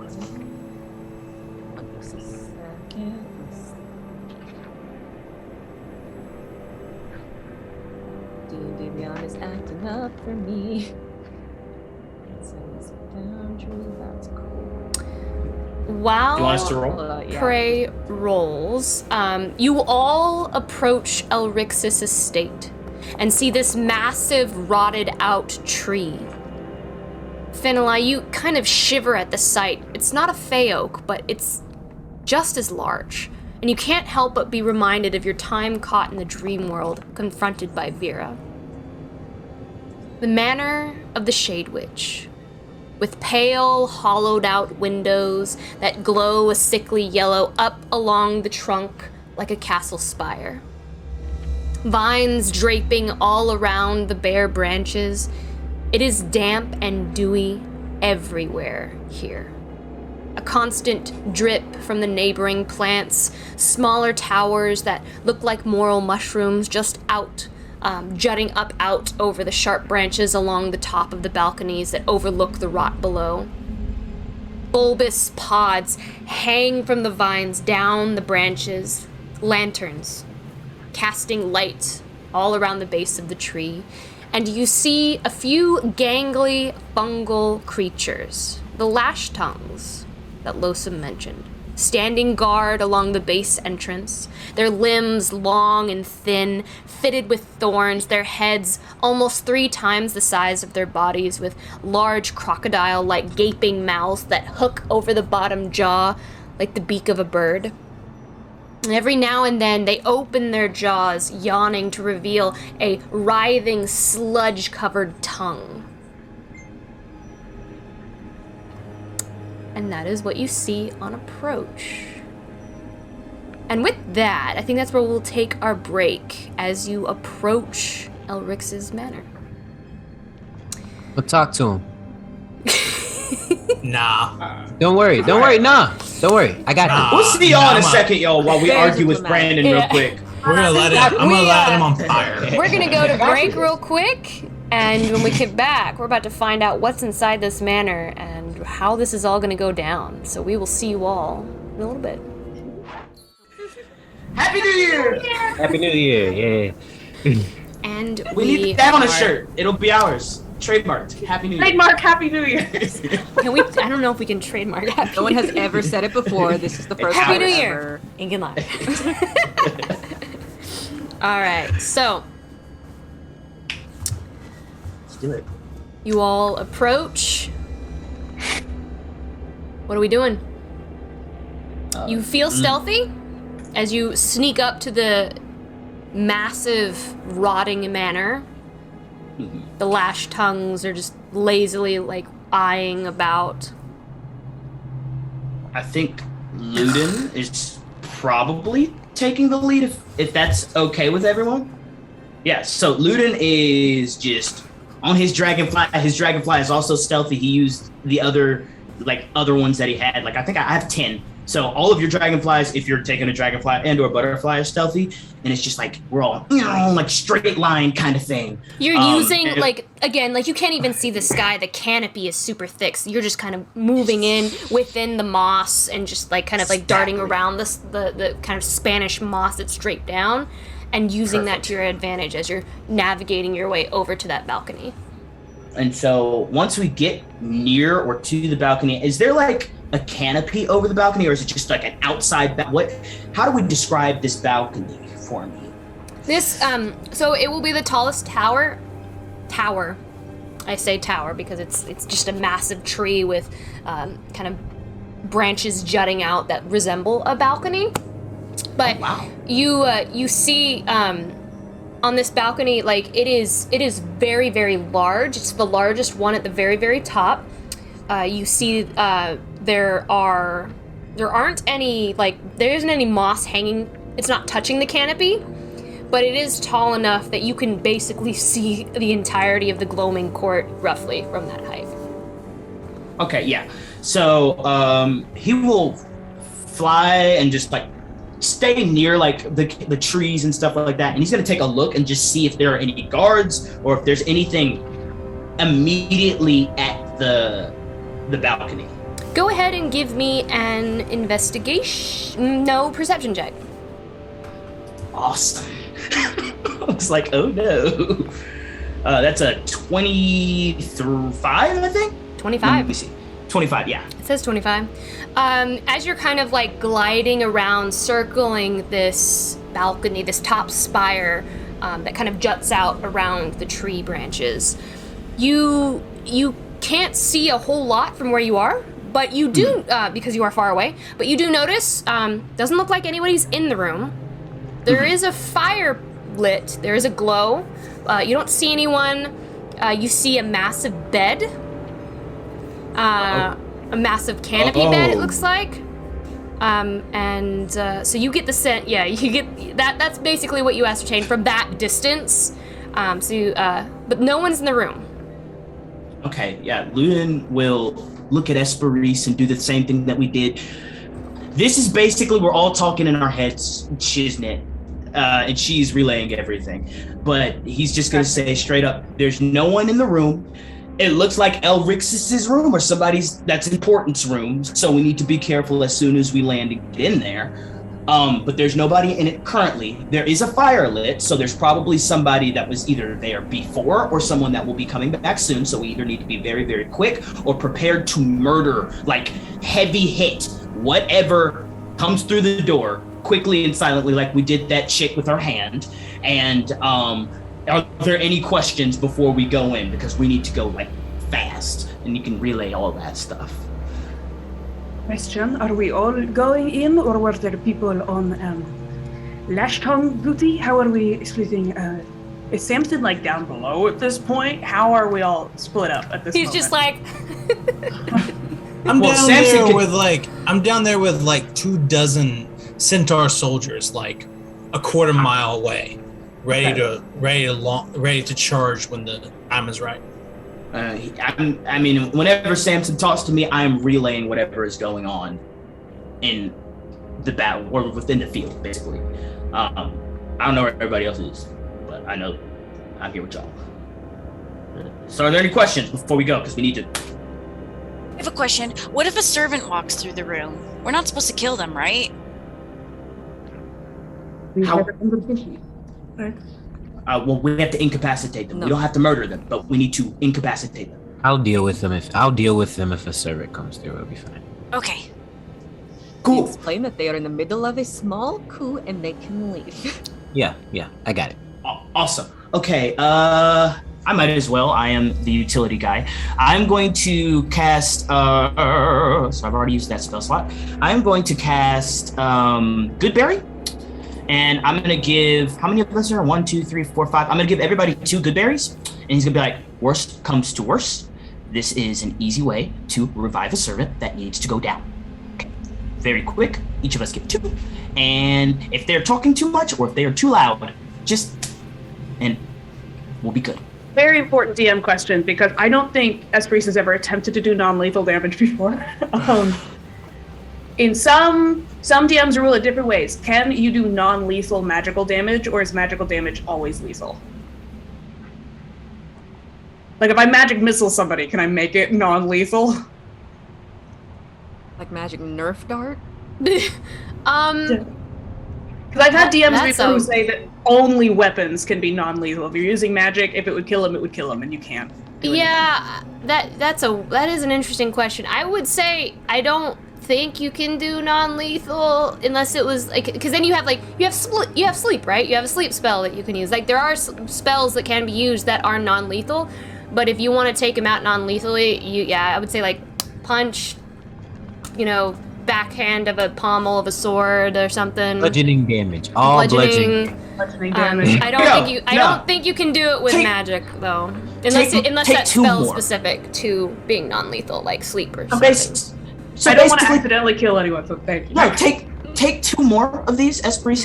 He'll give you his 2, and he'll be like, just in case. I mean, like, if you just... No, here, take my... Ludin, you keep your 2, because your arrows are pointy. Take my 2. I cannot kill people. I can also not kill... Whatever. Let's go. Hop on the dragonfly and... It's like I would like to non-lethally cast fireball. Can I cast a non-lethal disintegrate, please? Anyway, so you guys hop on your butterflies and dragonflies and just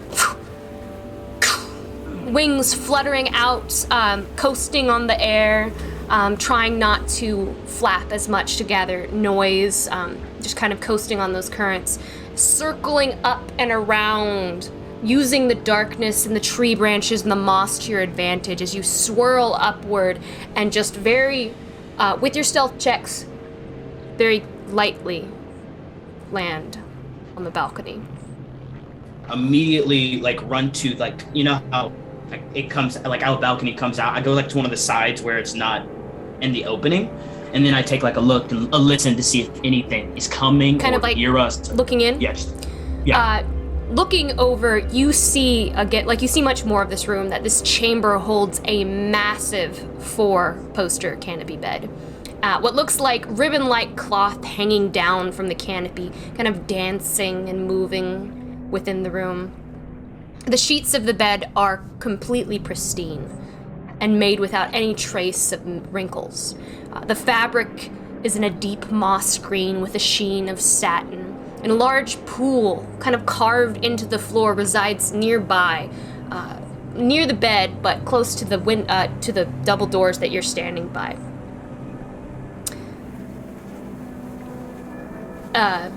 The double doors themselves are just floor to ceiling. Very large, massive window that kind of that you can look in and as well as look out from.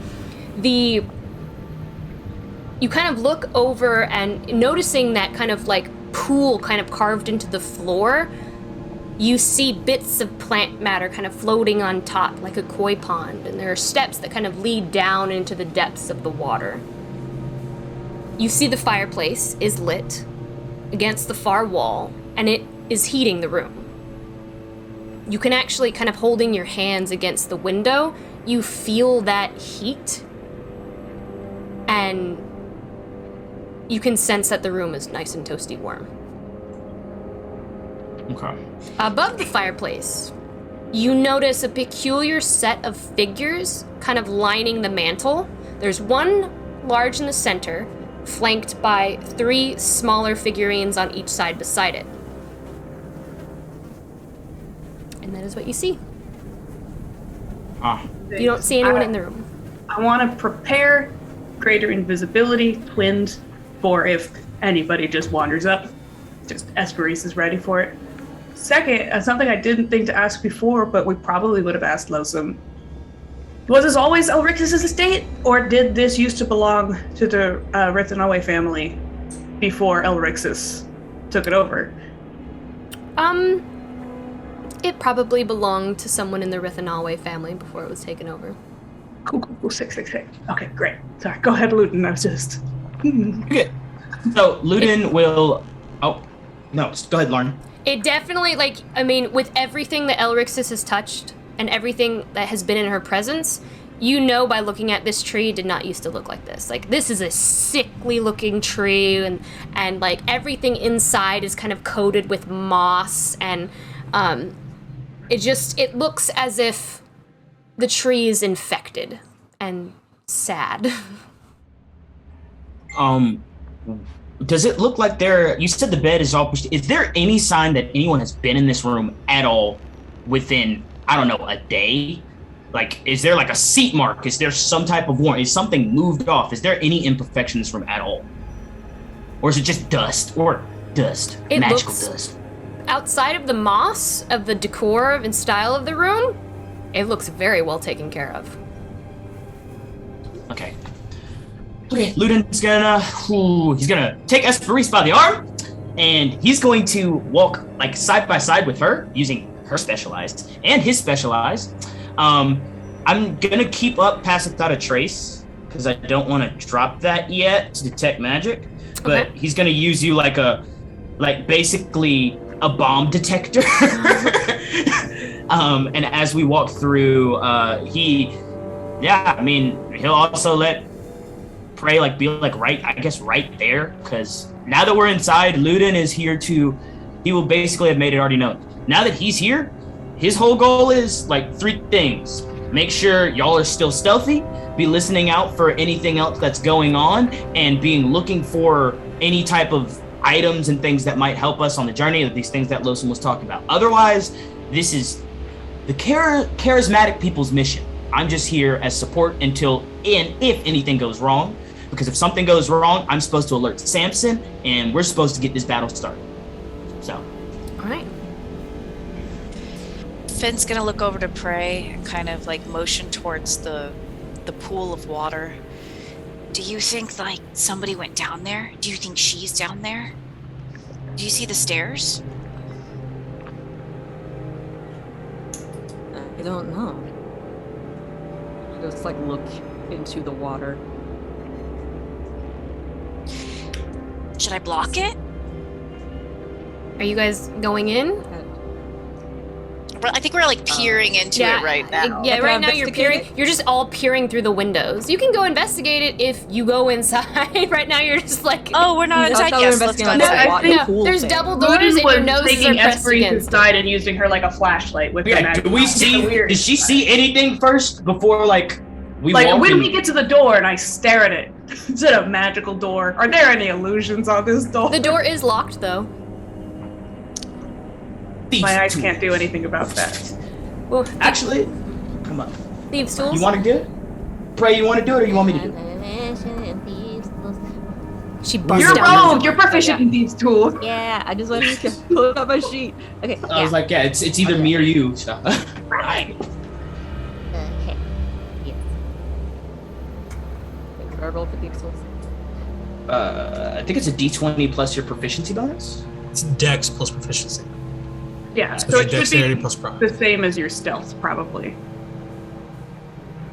Okay, that's Our hella stealth would be much high. higher. It's hella high.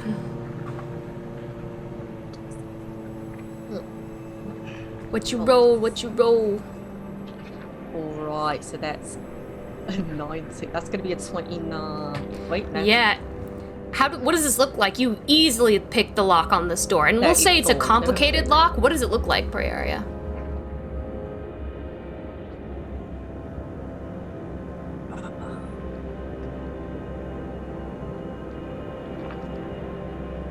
I don't know.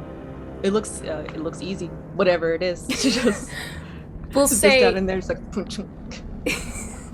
we'll say Not you even take- looking at it. Yeah, she's just looking at you. You guys like I was like, do you want me to do it, or do you want? She's like, do what? And she just opens the door. just standing in front of the door just with her back looking to at- her. It's like done. looking at you, Ludin, just very like running her fingernails down through the crevice of the door and like taking out her toolkit and just kind of like turning her head towards you as you ask her, and just unlocks, and the doors just very silently swing back.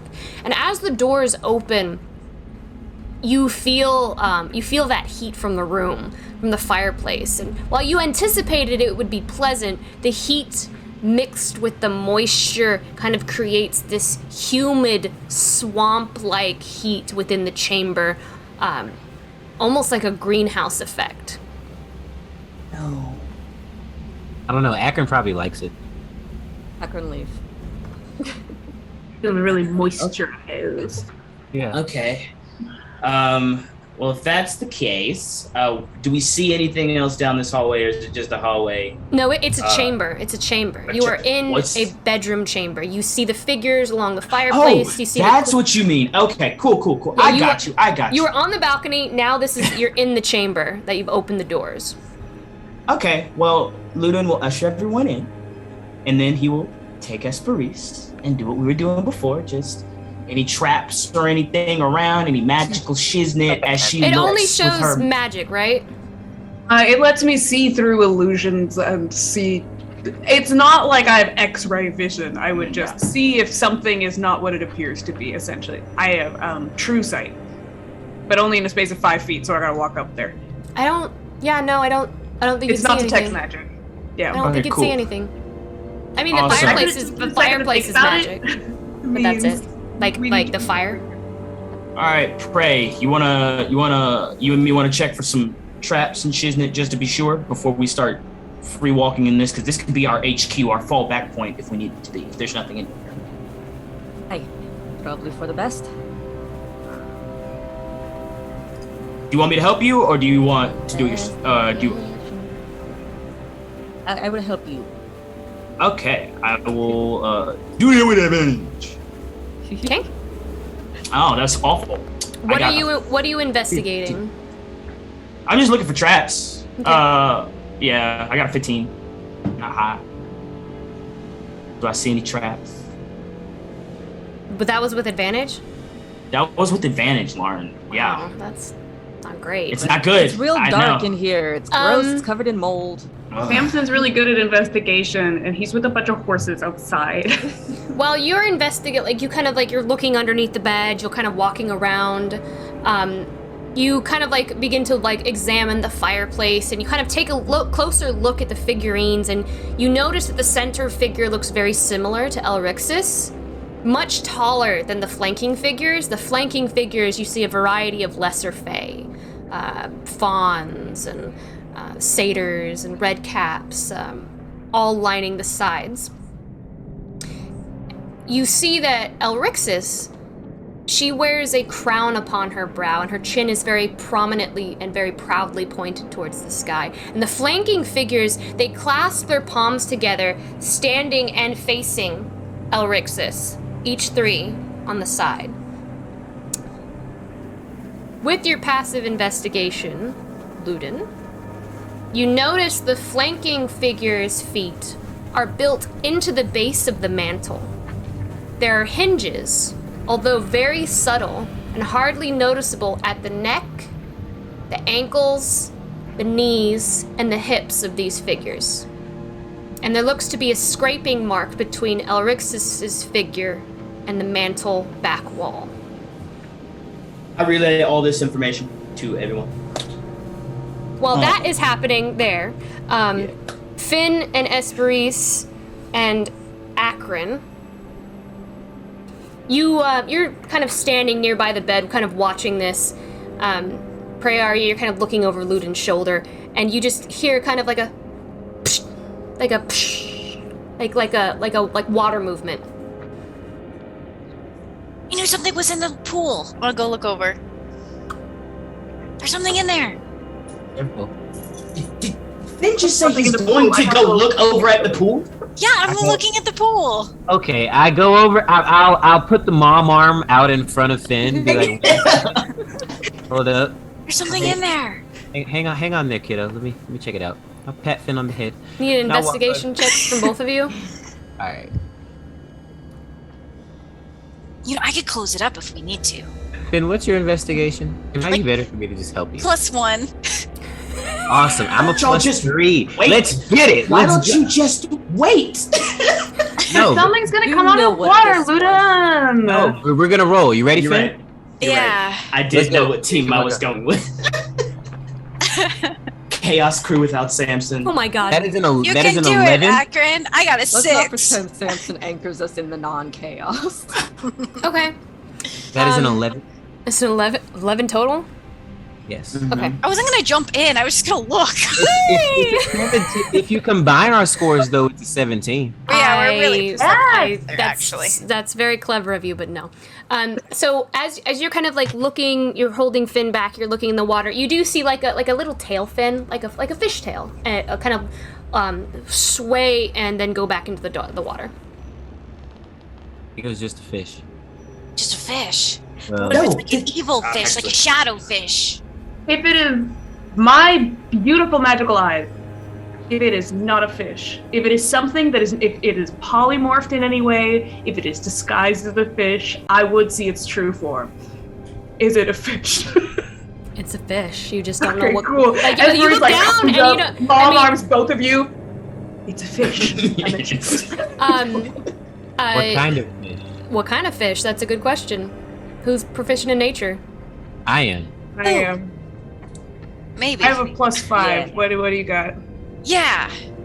All these checks from this one room. Never this rolled could a be- buck. Are you gonna roll nature? I got a 14 on a +11 in nature check. Go help them out, Pray. I got Nat 20! 20! I know my fish! This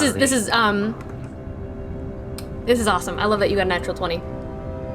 You're kind of inspecting, you're looking, and Finn, you see the fish, like there are a couple of them. You thought there was only one, but you see like 6 kind of like moving together. They're very flat, almost disc-like. And as you kind of watch like Akron kind of move a little bit closer, and you immediately grasp him, and he's grasping you to pull you back. You immediately like lunge him back, and you're like, you know those are piranhas. And you see a small chunk of a finger kind of float up, and one of them just kind of grabs it and just swims very quickly down into the depths of the water. Be careful, they're gonna eat you! The smile immediately vanishes from Akron's face, and he looks at Finn, and then he looks back at the water like, "Oh, not friendly fish." They're flesh-eating piranhas. They're kind of cute, though. They look like little plates. Ludin will toss over 5 freeze arrows, and he'll be like, "Look, if y'all fall in there, freeze them, or don't fall in. But if you're about to, throw these in there, freeze the water. Not worth it. Yeah, You need to keep looking back on this. Why would she have a pool full of piranhas with stairs going down into them? This is where she feeds her enemies too. But why wouldn't she just drop them instead of... There's stairs. Are you gonna kill him, Finn? Maybe to lower them down slowly so that they can Wait, is there anything at the bottom? Are you gonna kill him, Finn? There's no reason to kill them. They're not doing anything. They just ate a finger. If you're not gonna kill him, then you can't go in there. That's simple. Is there anything else in there? You can't see, but like I'm gonna Okay. take my mage hand, and I'm gonna kind of gently, like, with my mage hand, my non-physical hand that they can't eat, gently nudge the piranhas out of the way and stick my mage hand, like, patting along the bottom of the pool to see if there's anything down there. Just as excuse me. as you move your mage hand, they're fish, you know, they don't know any different. But they immediately begin to swarm around the hand, attempting, like, it looks like just a tornado of fish as they it was very calm, the smooth. You put it in, and just immediately the water begins to churn, and some of the water kind of splashes over the edge as they very aggressively try to devour this hand that isn't actually a hand. You kind of pat around the bottom. It's flat. Don't feel anything. You don't feel any like handles or. It feels just like a regular pool. Hey, Esperis, you want to use that same hand to fiddle around with the things that... You would probably feel there is like flowing water, like some sort of like pipe or something, like flowing water into the into this, like feeding fresh water into this pool. So you would feel that at least. Game player brings up a good point. Any bones? Do piranhas eat bones? I don't No. think No.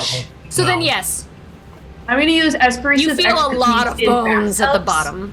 With these pipes, does it feel like this is just the natural water in, water out, like this is just a plumbing system? Or does it feel like, oh, this goes somewhere? Like if there's somebody who knows how bathtubs work, it's Esperis. Is this... It's the plumbing. The plumbing is not big enough for you to fit through, but it is fairly large. It's probably like softball sized, and like the current is very strong. Like there's probably like a TI-64 3 that. Okay, yeah. This. It's Okay. the teacup. I just sit there and swirl the fish around for Finn for a little while. Just And there like, is a grate on it. There is down. definitely a grate on it so that the fish cannot escape. But yes, you would feel, I guess if piranhas, I don't think piranhas can eat bones, you would feel just a cacophony of just digging through bones, so many bones piled up beneath like gravel in a fish tank. All right, Esperis, you want to try these, everybody step back, you want to try these, Statues. yeah, statues, you want to move them around. There's a scratch on the back of one, like just fiddle around with it if you want, but let's all step back just in case. Is there anything? If anything was going to open a secret passageway, I feel like it is an object on the mantle. So before we do this, is there anything that anyone wanted to look at in this room at all before I go? Is there anything else of note? Probably not, right? Those are the most interesting things in this room. The rest is very kind of like, you know, there's a cabinet and with clothes in it, typical humdrum bedroom stuff. But those are the two things of most interest in this room. I don't want to touch that stuff. That's Elrix's nasty stuff. She probably musty. She don't put on no deodorant. Let's go. No, she doesn't. She's got fungal acne. Okay. I shake my mage hand off to get the water. Athlete's foot. Oh, God. She doesn't wear flip-flops in the public showers. Okay, let's just keep going. All right, what are we doing with the mantle? Esperis is gonna, the one that Loon indicates as having a scratch on the back, she's just going to gently like pat along the tops of all the statues, twist them around, move them around, look at the bottoms, rotate them 360 like you're examining an item in your inventory in a video game. So you go to The Elrix's statue doesn't budge, but you do see the line pointed out to you. It's actually like a trail leading to the back wall from where she's standing. The other figures, they don't rotate in place. Their feet are firmly planted into the mantle. It's almost like they're carved into the mantle. And then the figures themselves, again, they have hinges at their neck, at their waist, and at their knees and ankles. Make them bow. Yeah. Okay. He'll take instructions of how to get them all to bow to Elrix's. The line that goes back from Elrix's, I know you described it already, but my brain forgot. Does it look like a drag mark, or is it just like a aesthetic line that was carved in or something? It looks like the line like a cuckoo clock, it does move. It looks like it moves. Oh, that it comes out. Okay. A track? Like a track. Mm-hmm. I would do that last. Yeah. In what order? You said there are symbols on them? They're lesser They're fey. lesser fey. There's 2 here, 2 here, and 2 here. So you have, we'll say you have, my mind's blanking. You have satyrs, pixies, Furbog.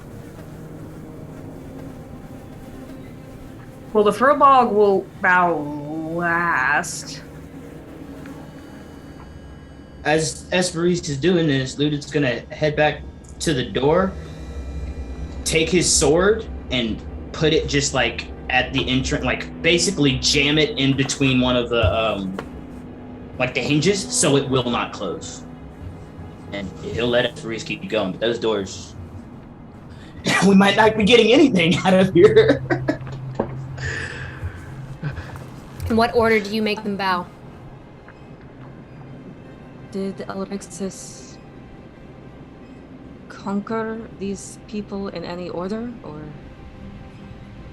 That's a good point. That's probably what this is.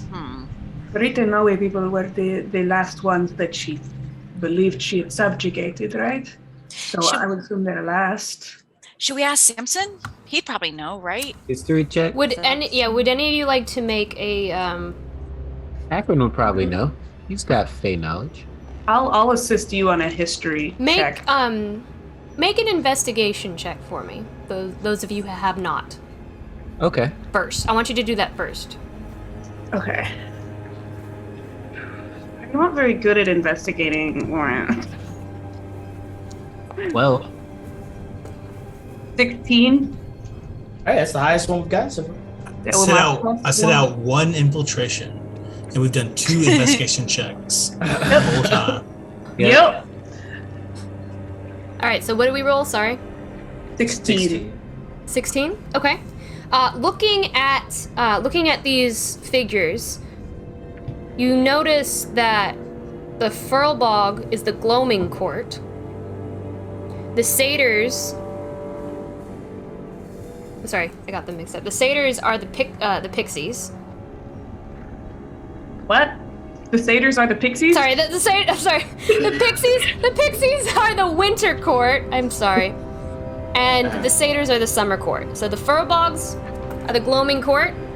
The pixies are the winter court. You see like frost. You notice that the pixies depicted in these statues are the winter court. And the satyrs look to be having like flowers upon their head. They look to be like they're either part of the spring court or the summer court.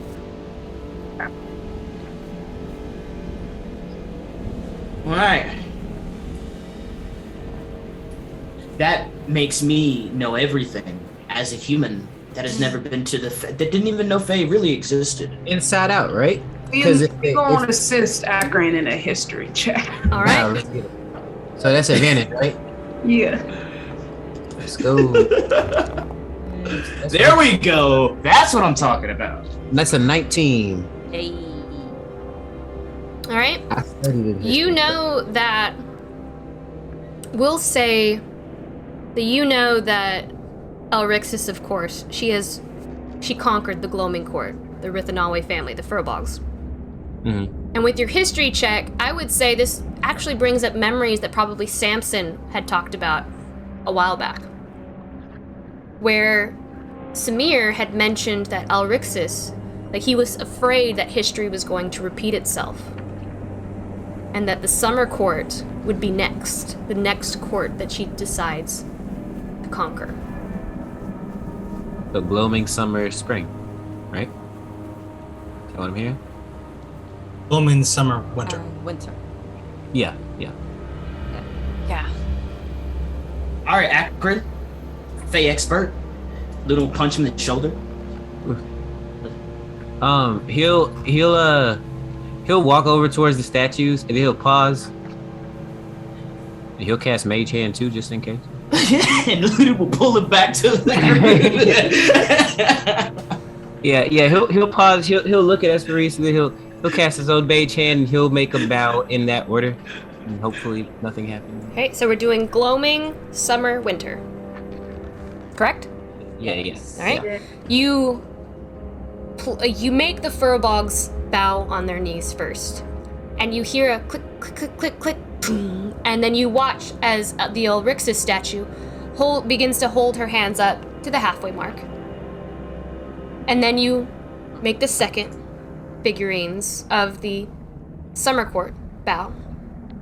Her hands click, click, click, click, rise farther up.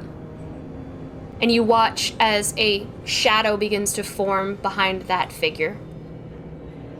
The figure of Elrixis. Pardon, like a magical shadow? Like something's being created? Or Like a Newton shadow? It's unlocking. It's not a trap. okay, it's not the spirit begins to coalesce. It's like, do you bow the last one? You bow the last one and click, click, click. Her hands rise further, and you watch as the statue of Elrixis begins to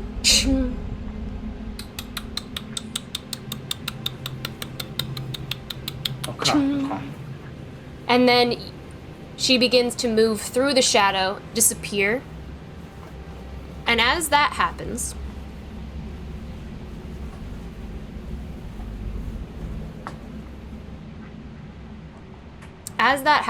you watch as the figures begin to descend into the mantle, flipping like a very intricate mechanism as wood begins to and vines begin to move forward to make the entirety of the mantle flat.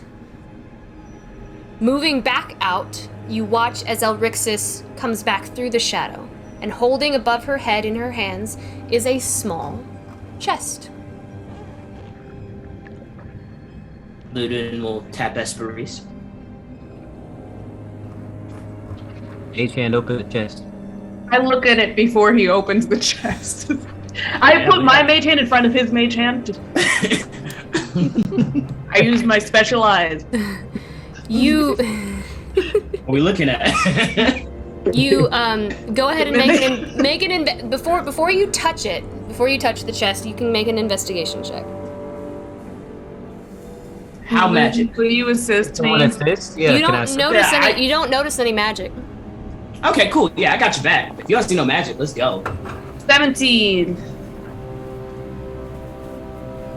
You lean forward as if you're about to take it and stop, and notice a small set of metal prongs, like within underneath the armpits, going down into the mechanism Elrixis, and it looks like there's a counterweight.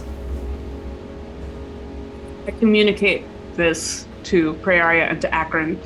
Akron can do whatever he wants. I just let him know that the prongs are there before we do anything. So it sounds like we need something roughly as heavy, if not heavier, to place on top of this. Let me look through my What if we just open I it? look- So the chest itself is trapped, right? That's Cynthia. Well, it's more the moment you take anything out of this chest, it's I'm going just to. suggesting we open it first, see what's in there without disturbing anything inside. Is that possible? Oh, how heavy is it? We You have don't know. no idea. That's what I'm saying. If we can look at what's inside, maybe we can get a better idea of how much it weighs or what even is it. All right. Well, is it locked? Check and see. With your mage hand. Shall I do it or Akron? I look over at Esperise after she smacked my hand. Absolutely, go ahead. But I just go ahead. Of course. Y'all are doing like RC. Send the hand over and try to open the same chest. Xbox controller. Yeah. The mage hands just start thumb warring in mid. I retract my mage hand and I put it away. Is it locked? Is it locked? How do you check if it's unlocked? Or if it's locked? How do you check? I twist the doorknob. I don't know. I lift the. You attempt to lift the top. I mean, okay. Don't say like I'm that. trying to When do you it. say it like that, No. Okay, listen. I'm assuming it's like a regular treasure chest, right? And if it's on a weight thing, I'm trying to be as delicate. So I got my thumb and my forefinger here, right, with the mage hand. Mage hand has no weight. Oh. That's a good point. And I'm going to delicately lift the latch or something and just try to raise up the top, not to where it lifts off the thing, but just. You move your hand and you move your mage hand and you attempt to pull the top and you notice that the weight begins to move up with you. And then I stop immediately. Yeah, so Am I getting this that it's all like one solid box? Like I can't just, or is it just locked there? Do we need a key? okay, how about this? We got 2 mage hands, right? Yeah. Mage hand can lift up 10 pounds, right? Or 5. How much weight can it lift? Something 5 like pounds? For mage hand. Okay, so at the very least, it can exert 5 pounds of force, right? While Yeah. one is lifting up, the other Well, it mage says hand 10. is going down. It says Yeah, more so than 10 10 pounds. 10 pounds? Okay, so 10. So We're gonna it can counterweight. One person opens while Exactly. the other person applies Others weight. pushing it down. Go get down. Whoa. It's why is it? I mean, it The works queen because looks unhappy with this plan. This is just taking some time. So while this is happening, can Pray give the seeds to Mountain Oh and god. have him run around and put the seeds where people are? Where people are? What do you mean where people are? Yeah, well, she doesn't know where like the servants congregate or whatever. So like just I don't think I we know can if Matt's leave gonna this be able to room tell. until we figure this out. That's the impression that I just leave have. this a crack it open, let Mountain run out, and like is Hey, there a imagine- door? At this point, because so much time has passed, for this, you do hear a Luden, I guess you would with your passive perception. You do hear footsteps, a set of footsteps. It looks possibly 2 sets. You hear it coming down the hallway behind the doorway that leaves this room. Put them up. Let's go. You 2 under the bed. You 2 back on this side. Like everybody hide now. And Test is super I can alpha. make friends. And two. everybody hide. And Okay, we- okay. What are you doing? starts to What are you hide. doing? How big? You said this bed is huge, right? Yes, it's huge. It's like a king-size bed. You could fit probably 3 people underneath there. Is it a canopy bed? Mm-hmm. I'm gonna fly above the bed, under the canopy, like behind the canopy. Like above it, like Space between the ceiling and the canopy. okay. Y'all hold on to friends, though. Okay, y'all there a hold on closet? to it.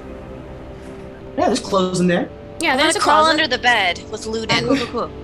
Okay. In the closet. Hi, For Luden, now. make a stealth check for me, please. I'm going under the bed with Luden and Finn, if 3 people could fit. Yeah. Plus It's super 10, cozy everyone. under there. You've got like Finn's cloak is like over your guys' shoulders too. They give us at least a +5, right? Yeah, Plus 10. yeah. So all of us have +10. Wait, do we all get? Yes. Okay. I gave all of you plus 10 for this reason. Deanna! It's a 15 total, okay? It's a 15 total with the plus 10, okay? It could be so much worse. I've been there, Jeez. Deanna. It's fine. It's these damn digital dice rollers. Y'all see why I'm here? Y'all see why I'm here? I got 41 again. All wait, right. Deanna, you get advantage for You because I already did. used your blessing, unless you did it It says- again. Other than your stuff, give it advantage on dexterity checks for 1 hour. Burn out? Oh, I'm gonna do it again. Let's see if I do It's gonna it be better. worse. Nope, it's better. Just It's a an 8! It's a tiny bit better. All right. Thank you, all. Ben. Some of you duck into the closet, just kind of like cracking the door. 3 of you crawl underneath the massive bed. Esperise is going over the canopy, just kind of like holding onto the bedposts. I get stuck in the canopy for a second, and then I just attach myself to the ceiling. And you all just kind of like hold your breath as the... And you see this very young fawn, with very red cheeks. One of her horns is broken, kind of snapped off to the side. She only has one on this side.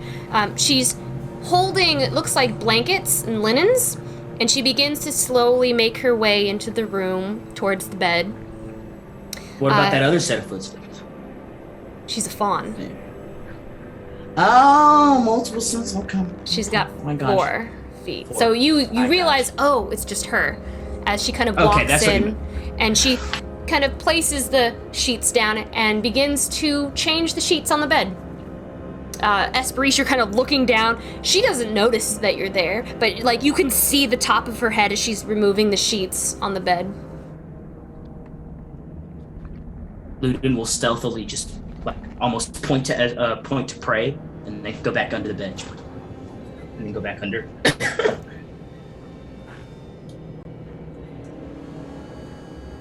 Who's out there? Is it a monster?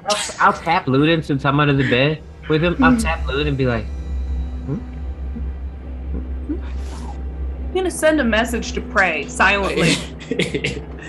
Seeds, maybe? Is this seed time, or are we just gonna sit this one out? Can we not scare her to death? That is up to you. What? You look What are you doing? least scary, maybe. Okay. Fred and I are very friendly and not very scary. Okay. Akron, Mountain. you want to talk? Talk. wait, We're just desperately Bounce it out. casting message and his mind is just leaving, So making the bed. so Ludin says, "Send Mountain out there with the Mountain is the least scary looking thing we have," and then going, "Oh, I lost my freaking pet." Like, "Oh, who are you? Talk to the child, queen." As I come out of closet. Okay, well. Alright, well, she'll send Mountain out with a little seed. Okay, you send Mountain out, and he kind of looks up at you. What do you say to Mountain? What do you tell him? Go give this gift to our new friend. He just like holds the seed. He looks at the fawn, and he looks at you, and he's just like, Yes. and you just kind of like put him down, and he just like clops, clop, clop, clop, clop, clop, clop, clop. And as soon as like he begins to clop, she hears that, she juts her head to the side, and she just kind of like, ah! Like she's kind of scared for a moment from the sound because she expected to be alone, and she looks down at Mountain as he just kind of like clip clops over to her, and she like at first she's terrified, but then she kind of like stops and she's confused, and he just stands there and he holds up what looks like a sunflower seed in his hand, and she just kind of like tilts her head very confused, looking around. She begins to look around the room. She's gonna make an investigation check at this point. It's all good. It's all good. Special Nobody pack. got below an 18, so it's all good. Yeah, nobody got below an 18, so you're good. She's very distracted. She looks around for a moment, but then like she very quickly readjusts her gaze back to Mountain, and she goes, Oh. Where did you come from? You shouldn't be in here. This is not the place for you. and she kind of like begins to kind of like kneel down with both of her hind legs and just kind of like cups her hand, and like little Mountain just kind of like clip clops into her hands and just kind of sits his little butt down and just looking up at her and continues to hold the seat out just expectantly, and she goes, Oh. Thank you. Ludin's tapping Finn underneath the bed and be like, Oh, okay. Say that you're Mountain. Pretend to be Mountain. That's brilliant. Hi, my name's Mountain, and I'm a rock. Wait, what? Oh, Well, That's what you guys told me to do! Say your name's Mountain! Her eyes go wide. You guys don't hear anything. You guys don't hear Finn. You don't hear what Finn says because this is all in her mind. This is all in her mind. So you don't hear anything. But Finn's just like whoever's next to Finn, I'm guessing he's just concentrating really hard. Like Finn's in the middle of like Akron and Luden on either side. Like just like coaching them too. Like you guys look like. And she looks at the seed and her eyes go really. You all see her eyes go really wide as she looks down at Mountain, and Mountain just tilts his head, confused, like what? And she's like, oh, hello, Mountain. I'm Miro. Hi, Meryl. I brought you a present, which is this seed, which allows you to talk to other people in their minds. Really? Where are you? How did you get in here? Well, I brought some friends to help rescue you. Where? But you have to keep really quiet. You have to keep really quiet. Rescue me? I don't understand. Where are your friends? You have more. There's more of you in here. You really shouldn't be in here. I see her freaking out. I know we under the shouldn't be in bed. here, but okay, go ahead. You're gonna do Akron. Do I see? No. Like Finn, you're doing great. Do I see? Reading this satyr's body language, like, does she look worried, scared, like, or does she look more confused? Like, does she look like she's about to like run away or leave, or like? I'm trying to get a read on her. She looks Like, is worried. there a vibe check when it's like, you're here to rescue me? Is it like kind of hopeful but mostly really worried, or is it like, what are you talking about? With your passive insight, you see like she's very worried. She's very concerned about this little creature that's in Elrixis's room. She's worried. Like she looks very worried and concerned that there are more of them. Like she assumes that there are more of these rogs in here. And she looks. She also looks confused. Like how is this little creature gonna save me? he's powerful. I don't be. It's Okay, very, I'm it's gonna very try sweet something of you. Flashing through my mind at this moment is Samson's big speech about we have to inspire them with awe, that they will tell our story across the land. Yes. Okay. So, so I can see her. I want to try to cast Calm Emotions. Is that Okay. a verbal somatic spell or is what is that? Yes, but I can whisper. No, you cannot. I rolled. That's not. Hey, how you know what that it sounds like? works. It sounds That's like that face. don't fail. Don't Is it- fail. That's what that sounds like. is it Don't fail verbal? the roll. Huh? It's verbal somatic. I'll verbal keep and somatic. talking to You her have so that to she can. loudly pronounce. Can I keep talking to her so that she keeps hearing my voice in her head? Maybe. I mean, she's gonna hear both of you if he. It's okay though. So in other words, just Options. succeed. We could just go talk to her. Like, She just looks to the right. She's like, oh. One of my friends is coming out right now. Mm-hmm. Right now. Oh. Okay, Ludin will get out of the freaking under the Not bed. you, Ludin. She come skitters over out and she from- shuts. She very quickly shuts the door because the door was left open. She very quickly shuts the door and she goes, We really, I mean, I can hide you all in my laundry basket back, but you really shouldn't be up here. I from under don't the want bed. anything to happen. Oh my god! Help! And I cast. men roll out from under the bed. Yeah. How many are, oh, you're not a rog! Oh! No. Hey. I see you've met my friend Mountain. Did he give you the seed? and you Did cast you that get- spell. Yes. I cast Calm Emotions. Yes. Immediately, she just washes over. She goes, He did. It was very nice. I think we should all leave, though. I don't want you all to die. I don't know. You're not. I'm getting the sense you're not here to hurt me, or you would have murdered me already. However. What's your name? What's your name? It's Meryl. Meryl, we're actually Meryl. here to save you. Meryl, listen, Meryl, before you keep going. There are 2 more of us, okay? 2 more of us. Come on out, guys. Okay? Stay Technically, calm. there's 3 more of us.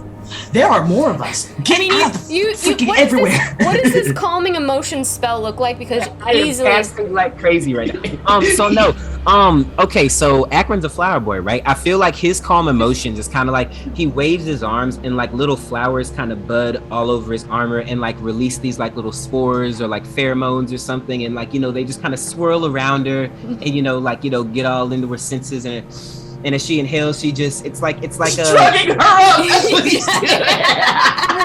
He's deploying the peace pollen. Yeah, peace pollen. Thank you. Yes, he does it. Yes, he does his peace pollen, and she is very chill now. Oh.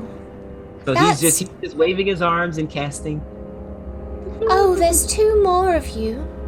Oh. 3. My Okay, goodness. listen, Mira, listen. Okay, first of all, the rest of y'all, get your butts out here. Introduce yourselves. Secondly, Mira, I'm gonna let you speak to the most charismatic, beautiful lady that you'll ever see in your life. Or also your new queen. And he's going to take Mountain and be like, come on out, queen. Charismatic lady. And Finn. Finn, coming out. Esperise is gonna come down from up top and she's gonna open the closet door for Praeria. I would love to know, does Praeria have the same expression that Reyna has right now when I open the closet door? Well, I had hoped to meet you in a much more dignified manner. Her mouth just kind of Everybody hangs else. open as like all of you appear, and like as you come out of the closet, Mountain is just sitting in her hand, and he's just like, Hi, darling. Cynthia is doing the same thing. to Mel. In the bag. You will have to forgive us. tucking It is away. a very strange and stressful situation for us all. To our understanding, this is not a place that you want to be. This has been a lot. There are many of us who don't wish to be here, but we cannot leave. That is our understanding. And we have with us, if you would like to introduce yourself, I gesture to Praeria, a liberator. Hi. She's gonna come up and put her hands around the fawn's hands where they're holding Mountain. You have been very kind and very brave today. My friends and I am Praeria.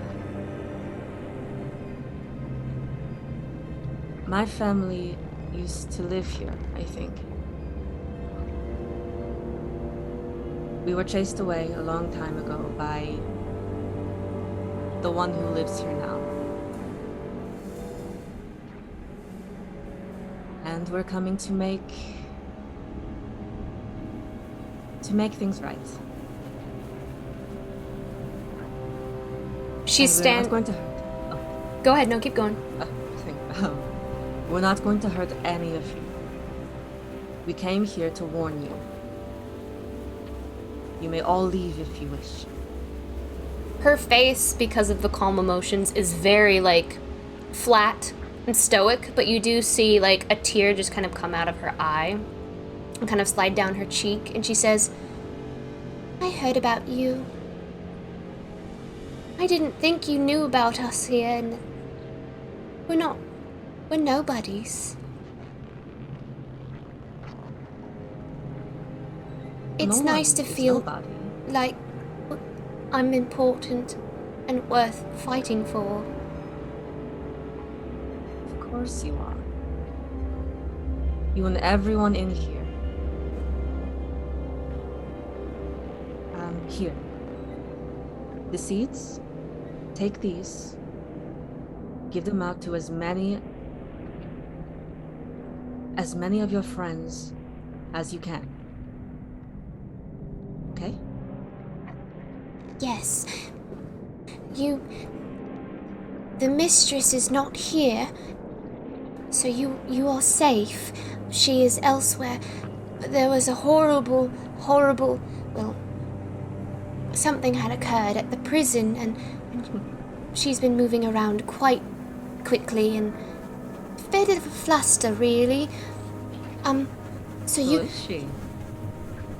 Yes, she's very angry. That's why I was so worried earlier. But it seems like we have time. I can pass these out, and I can lead... What can I do outside of that? You're all here. That's why you're here, to save us all. Well, if you would like to stay and fight with us, you are welcome. She looks down at like her hand, like she is skinny and gangly and very young. She looks like the lower half of her is like Bambi with little freckle spots on it, and like she looks, if I were to give her like a human age, she looks like she's maybe 13 or 14 years old. Like she's very young. Does she look like she's been eating? Or does she look hungry or anything like that, or is she good? She looks thin, but she doesn't look like emaciated or anything. Okay, yeah. Lunan's still gonna pop out one of those good berries. So like, hey, here you go.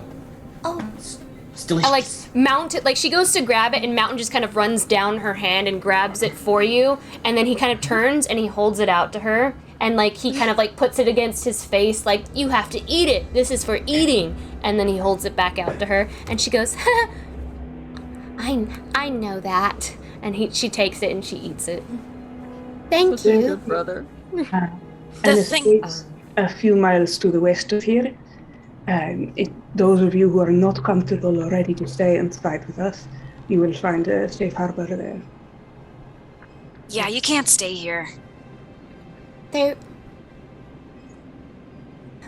We can't leave unless you break the charm that keeps us here. Where's the charm? It's down in the library. How do we get there? I can show you. I would prefer to, but you all stay here while I tell the others what's going on. Perhaps, maybe, there are guards. I'm not sure how I would be able to get you downstairs. How many guards are there? There are about 5. Most of them, they went to the keep, with everything that's happened. She's boistering forces over there. 5 There are only 5 guards here?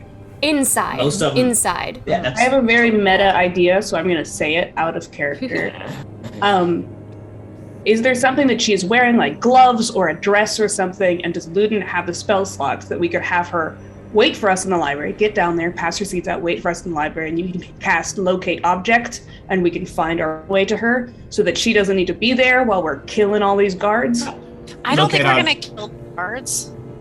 All right, We Wasn't might the have to kill the guards. I thought we were killing the guards. We weren't I killing... think what Losum said is that the guards are all loyal to Elrixis. Yeah. I don't know, but Yeah. Yeah, there's no talking to the guards, but we can get the servants. I have Locate Object as a free spell, so okay. so don't So, have to worry about that. I feel like Esperis would know that at this point, but is everyone cool with me Go telling for the girl? it. Okay. Speak. Yeah. Great idea. So, why don't we meet with you a little bit later? If you can go pass these out and make sure the word spreads among all of your friends, and wait for us in the library, we will find you there very soon. Does this work for you? And she kind of looks down, and like again, her face is just very flat. She goes, What if I get caught? What if they hear me? If they hear you, scream as loud as you can, and we'll come find you.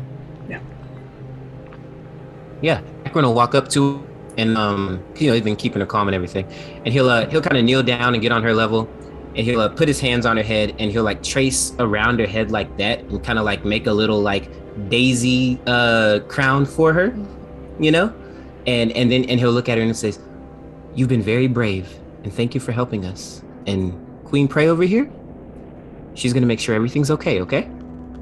she just Just smiles. gonna And nod.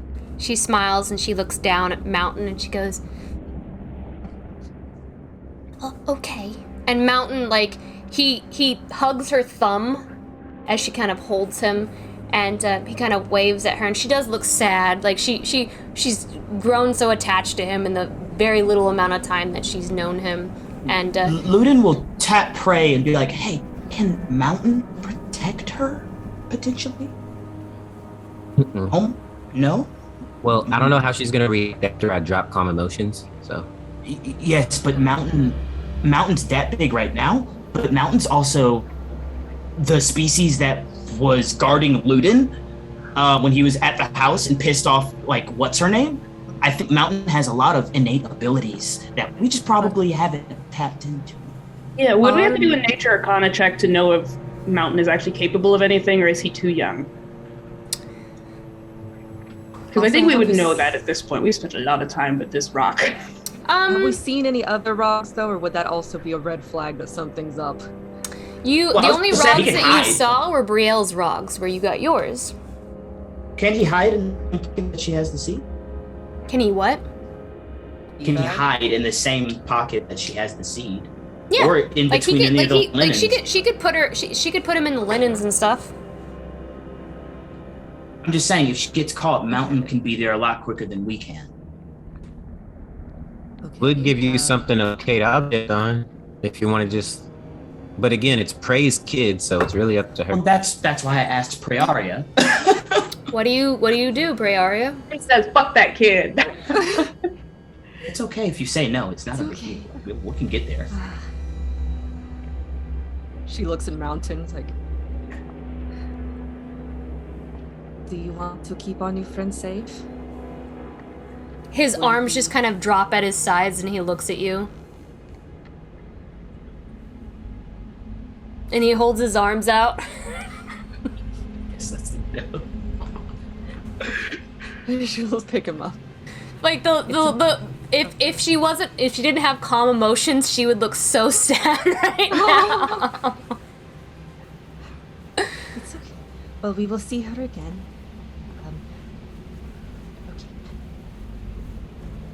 Okay. All right. If you feel like you cannot speak to your friends to tell them if there are people nearby listening, just tell them to stay around the seed. And when the time is right, I will tell them. Okay. I can do that. Is that all? Do you know where any magic items went? I'm kidding. Can you draw me a map to all of Real quick, where does your know mom much. keep her valuable things? I'm guessing you don't know much about the chest either. we all gotta ask him. She looks over at she looks over at you. What chest? It's okay. You're good. That's all we need from you. Can she not see it? Yeah, can she not see all this? Like, if I point her towards it, is it It's like... small. It's like this big, and Elrixis is holding it. Like she's over by the door. Okay, it's not like a Westworld style, what door? Doesn't look like anything to me. Like, it's just that she literally can't see it right now. Okay. Like it's on the other side of the bed. Like it's out of her view right now. Like she'd have to walk around the bed to go over to the fireplace to look at it. All right. Okay. I guess I'll see you all in a little bit then. Remember, I wouldn't come out of here and with the guards. I don't want them to be alarmed. We got you. Don't worry about us. Be very quiet. She picks up the basket filled with the linens, although the linens look very clean, and the new linens, of course, are on the bed now, and she turns and she begins walking out. She very gingerly closes the door and kind of straightens up before you see it completely close, and you begin to hear the footsteps moving. Taken the branding opportunity. I should have said, we will be silent. Would have been pretty good. Okay, well. I think that went really Roll well. credits. All right. I thought it So was really good branding opportunity. But... at the very least, we now know that we have somebody to distribute the seeds. That's going on passively, while we mage hand this thing off of here and be gone. I want to scroll up. Brent, Dapper Gent was doing mage hand math here in the comments. If a mage hand holds a rock, okay, he thinks that a push down weight of 9.5 pounds seems likely. So we could push down up to a weight of, with the force of 9.5 pounds. So if we're very careful, we should be able to lift the lid and push down. It's going to be extremely difficult to do because we're two different people doing it as well. Both of you give me sleight of hand checks with your mage. Oh yeah, I'm so good at this. Wait. Before we start, like, do we want any type of help? Like, I can literally be off to the side, go a little bit more, a little bit lower, like that kind of thing. Somebody get on the other side and help Akron as there. And if things are going bad, we just stop. No. Is there any way you could perhaps guide me through this endeavor? Sure. Here, I got the other side. Finn, you can get on this side. All right. Pray, you watch. You're the queen. Yeah, you step back. Hey, I supervise. You can do this, Reese. I'm gonna cast guidance on Reese's shoulder. Before we keep going, hey, Pray, Arya, do you have a good sleight of hand as the rogue? And can you cast Mage Hand? Because maybe one of them shouldn't do. I do have an actual It's too late. sleight of hand. I haven't rolled my dice They're yet. doing it. They're doing it. I called it. I said, wait. I haven't rolled yet. I can put my mage hand. I sheath my mage hand. Arya? You probably have a higher. Okay. Well, hey, you probably higher what? A higher sleight of hand? I doubt it. I have a +2. Oh, I got a +4. Okay, yeah. All right, I'm gonna go over to Akron. You can do this, Akron. I use my beautifully manicured mage hand, and I usher Prayaria into my little spot. All right. Does everyone's mage hand look different? I didn't realize everyone had mage hand in this part. Yeah, we got so many mage. None of us want to touch anything. I don't have mage hand either. It's cool. It's all of the Fae that have mage hand. All right, my queen, you ready to do this? Let's go. Okay. Everybody's assisted. Yeah. And you have a D4, Akron, from the moral support of the beautiful Finlai. Fantastic. I'm gonna need it the way I've been rolling. Inspire somebody. You're a bard. Yeah, I mean, I only get 3. I get him back after a short rest, but I figured we got this. Massaging him. All Do these, it, Akron. all these sleight of hand checks are happening. I'm just over here with some centaurs, making small talk. Just making small talk like, oh, so really, that's what your mom does? Oh, that's so cool. You knew what was gonna happen when we came in here. You knew. Okay, so sleight of hand with advantage. And Okay. a D4? Yeah, go for it. Okay. Roll that D4 on top of it. And a D4, let's go. That's a 22. 22 isn't bad. Hey. That's a 22. Miss Prey, you also have advantage because I'm standing there micromanaging you. And who is the other person? Pray, Arya. Right. Me and Akron are on the same wavelength. I'm like, Yes. You're doing so well. I have no doubts. No, I feel like you're pushing a little bit. No. Actually, you got it. I'll shut up. No, no. It's fine. Do you need a massage too, Pivot? Pray? Maybe pivots. Okay. Yes, it helps. Okay. I'm gonna run over and massage Pray. let's see what's going All on. right. All right. Also have guidance in I feel like Finn needs a stool because Finn pray like 10 feet tall. Yeah. She's like a nice waist massage. Very nice. All right, give me that roll. Okay, so straight sleight of hand or Advantage.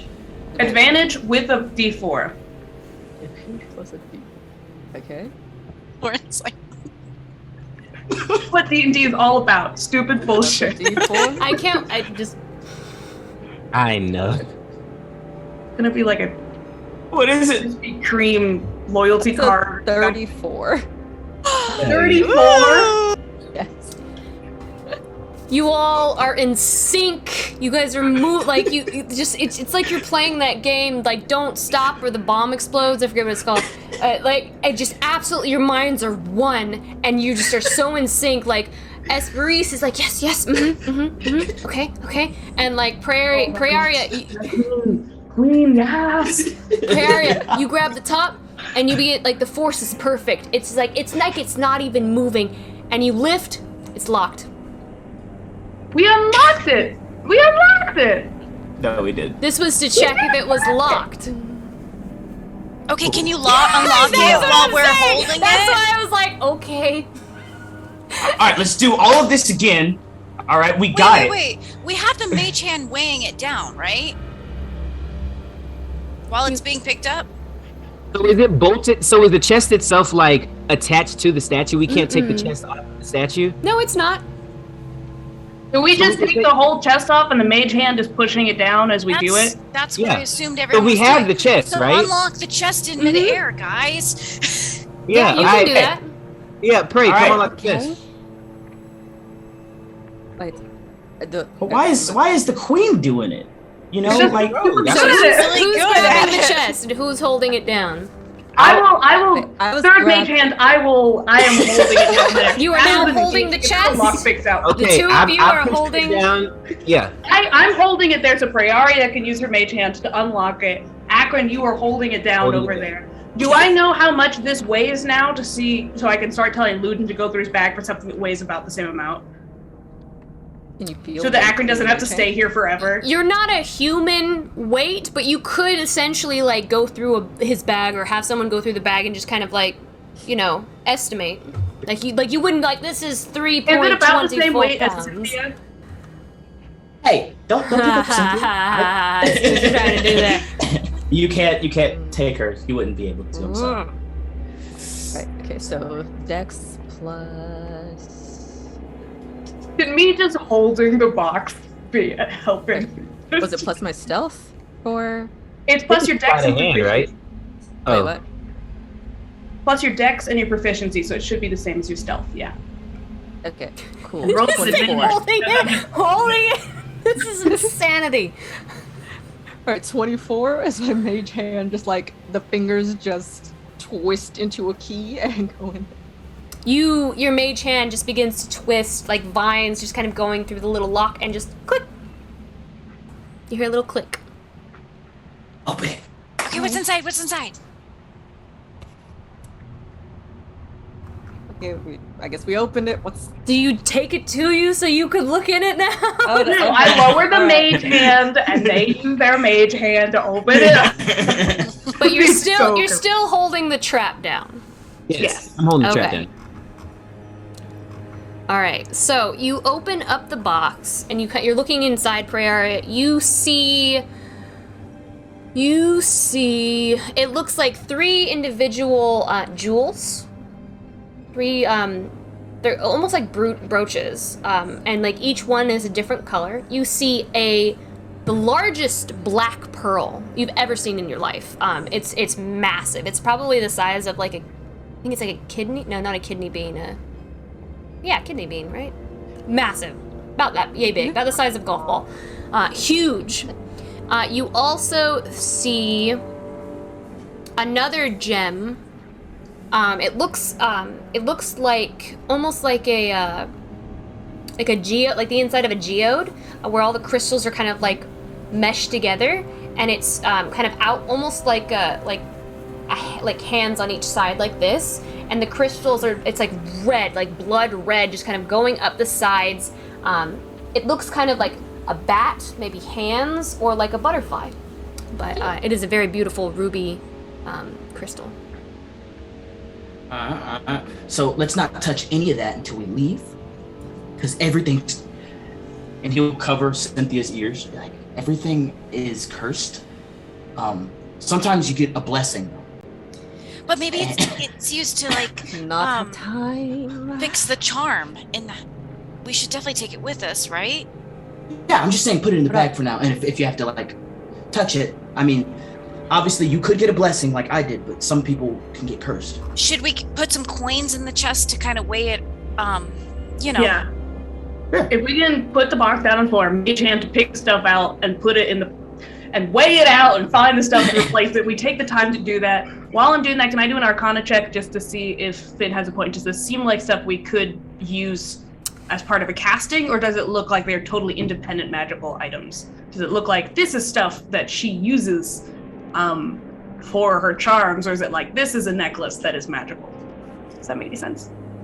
No, what? So there was a lot that just happened there. Sorry. What are you asking? The question for the Arcana check is, does it seem like what Finn said, that this might be useful in breaking the charm? Is it connected to that in any way? Or does this seem like a totally independent magical items that she keeps in this chest? You're talking about you're talking about an Arcana check on the items in the chest. Yeah, as I'm putting them in the back of Holden. Yeah, make an Arcana check for me. I'm going to do every single roll possible during this session. Can I assist? Sure. I posed the idea, so there you go. So that's a 22 total. You looking down at these items, and like how hidden they were, and the fact that they were behind a pretty intense trap. You can sense the magic emanating off of these. These are very, very powerful magic items. As I am balancing them and putting them in the bag, I'm gesturing them over in front of Finn, like, what do you think of this? I have no idea what any of these are. Should I take them? Yeah. Put it in a bag. But Okay. Yeah. Okay, later. Let's weigh them out first, though, and get some coins. Try to put them in the chest. There you go. Prey's gonna go stand by the door and like listen just to make sure no one's hearing all of the racket going on in here. We're quiet. Sure, give me a perception check. Well, Prayari is perception checking. The rest of you, how are you getting out of this situation? This counterweight situation that you got going on. I thought we were putting the weights on there. Oh, I know how to do this. Man, yo, this is simple. Put the box back on top without the coins inside of it. Let the mage hand start to go up, and we just put coins in there as the mage hand goes up. And after it's not like coming out or anything like that, we just keep adding weight until and letting weight off at the exact same time until the mage hand is off. You're so smart, Luden. Let's do that. I don't know if that was serious or not. Like, no, you are. You are smart. That was a good idea. Okay. That was a compliment. Is Samson surprised from like way over by the outside? centaur? Samson feels like, I have all the money, right? I have 27 gold. Luden had his own money. Luden never I gave. also have my own money. Okay. Esperise has her own money. All copper, right? No, 27 gold. 27 gold. That's why I keep it on. It'd be better if it was copper, because then there'd be more metal. I got 27 of the stuff I got. Okay, I can break an arrow and put an arrowhead in there too if we want to do that. But that's what we got. But does that make sense, Lauren? Can you accurately calculate a DC for our crazy plan? We have 244 copper as a group.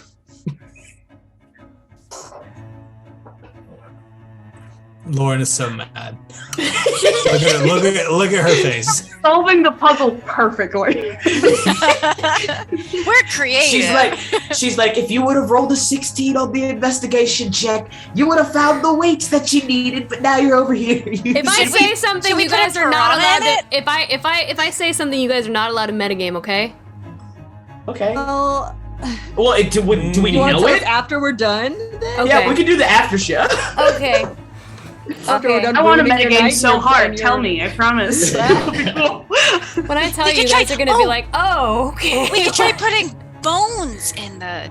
Yes, I use my mage hand to get some of the bones from the piranha pool. Yes. We have the gold, guys. We have the gold. Let's Do just you use want to it. leave your gold? We have bones. I will leave the gold. We are going to. Perfectly We are in. serviceable bones. We are going to murder so many people. I will loot bodies and get my gold back. We will be fine. It's Dark. the truth. What did you roll on your perception check, Raina? A 10. It's difficult. There's a lot going on. There's a lot happening. Mountain is distracting you. I've left I this also think party this is all a for. game and he's having fun. I have left you all alone for 30 minutes, and here's what happens. We're killing it. So far, we've accomplished all of our goals. So Make an intelligence check, I think. Ooh. After all you've seen, you sure that's the one? Apparently, all of That's you. the one. We're all very smart. Can we all make intelligence checks? Everyone make an intelligence check for me. Yeah, That's like the kiss of death right there. I'm gonna Everyone make an intelligence check.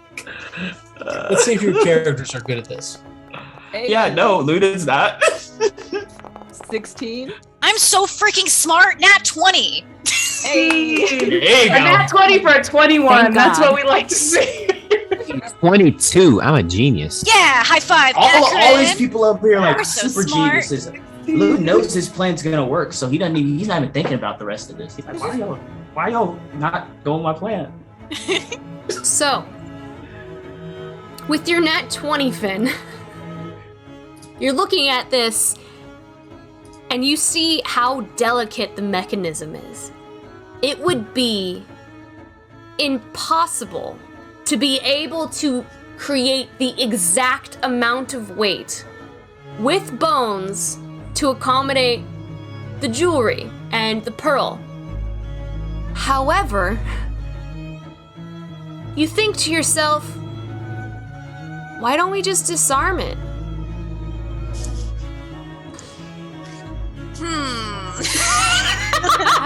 A bunch of numbers going through Finn's brain. What you got, Finn? Oh, The fucking mind He's Matrix. disarming happening. it. This is what disarming Matrix. looks like. my mental calculation. Arms, disarm.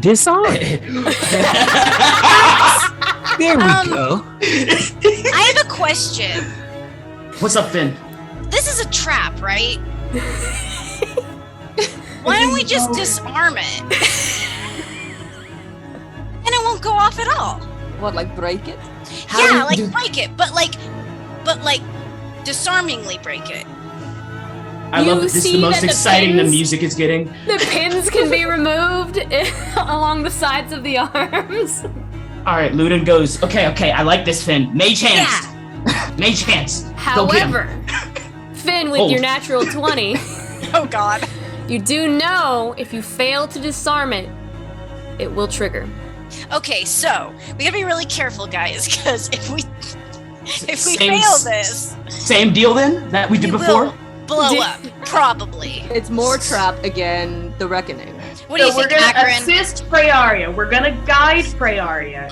And we're gonna assist Akron and guide Akron. And I don't think they can both be doing it at the same time. Can they? Why not? They're each I'm gonna give pulling you the pin. guys some more massages. All right, pray. Wait, You got this. do we both have to do it, or will this only require one roll, Lauren?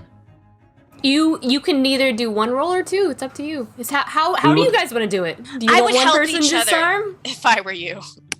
I was help. Let's just help pray.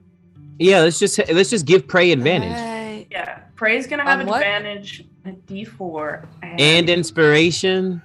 Yeah. Are you do gonna it. inspire her? We've Might got as this well. far. Why did You don't think she needs inspiration? What's your? It doesn't matter. What's the check? It's sleight of hand. It's a sleight of I hand assume. check. Y'all just trigger the trap. It's 3d6 damage. Pray. This is probably the most important trap you'll ever undo so really far in your is. whole life. It really I is. feel like No it'll pressure. summon Elrixis if we fail.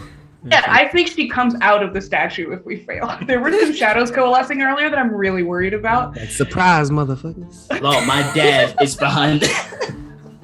Let's go. All right, Prey. You got Go this. pray. Let's do it. Light work. Sleight of hand with advantage, yes. And a D4. On a D4. The D4. I'm so proud of all of you. The whole time I'm know like, Sam's- just disarm it. Just disarm it. Just Listen. disarm it. What if we take the bones 31. and then we measure out, and then we weigh it if we have it in our Okay, to be fair, the last time we had a trap was we just were walking down a hallway all the way after we had just gotten off the boat, and it took like 30 spell slots because we did it wrong or whatever. Like, no, we were going up the ladder, and we triggered it, and then we got up. Then we got up there. I disarmed it, and that was it. You set it off. You didn't disarm it. You set it off. What was the roll? What was the roll, Praeria? 31. 31? Yeah. You are sweating, and like I don't know if Finn or Ludin is just like, all right, be careful, and you just like shh. Hey, not there. I mean, I just got it. You are sweating bullets just pouring down your face, like Mission Impossible, as you just slowly, like with your fingernails just moving around the edges of the arms, and you begin to slowly pull those pins out. And at one point, one of the arms just kind of like this, and you're like, and you keep pulling. You keep, like, you wait for imminent death, nothing happens, you're like, take another deep breath, and you continue to pull those pins out, and then shink, the arms fall, chink, chink, fall to the side, and the mechanism is disarmed. Wow, you did it, Prey. This is the last time I do that. Queen. Yes, Queen. Yes. All right, to the library. Muriel was there to see this because then she could, what Samson was saying, tell the story of how great we are at this. This is the kind of thing that Muriel needs to be seeing. She did not need to see that. That was not our best work. I think it was great. I just imagine, like, it's just like the room just looks like a whole bunch of adults playing Twister, just like holding their arms up. Esperise now does have a small pile of bones next to her that she's fishing out. She just picks them up and she's just gonna put them in the bag of holding. Maybe we'll need all these bones later for something. I'll come up with a plan with bones. All right, Ludin says, all right, you guys want to go to the library? I will make a perception check through the door just to see if I hear anything or see anything and book it to the library, I guess. We'll try and make it there. At this point, as you approach the door, you do hear, Praeria was too busy, like, with Mountain to really pay attention. She walks over, and you begin to walk over, and you do hear, places go, and then Ludin runs back under and jumps underneath the bed again. And that's what will end tonight's session. Oh god. I knew this. Okay. It's fine. Roll into the ceiling. You know, Up to the ceiling. Under That the is bed. where we're gonna end tonight's session as you hear what sounds like very similar to the lashed tongues down below. Down below. You're in the house? I'm gonna talk to him. Yeah, I think all the guards are lash tongues to make them less human so we don't feel as bad killing them. Are they technically humanoid? I think they're creepy plant monsters. I think they're They are. Are they human-shaped plant monsters? I mean, It they're in sounds a like they're a weird humanoid bird. form. They have legs. I can show you what they look like at real quick. chairs. Hold on. So they are humanoids? I mean, they're not humanoids, but they have a humanoid form, but they're plants. They are plants. I can show you guys what they look like real quick. Hold on. Do it. To kind of paint the picture of these nasty beastie boys. Well, this was a It's the session of Beastie D&D, Boys. If there ever one. Yeah. You Yeah, kinda Finn, see 'em that's right not there. a person.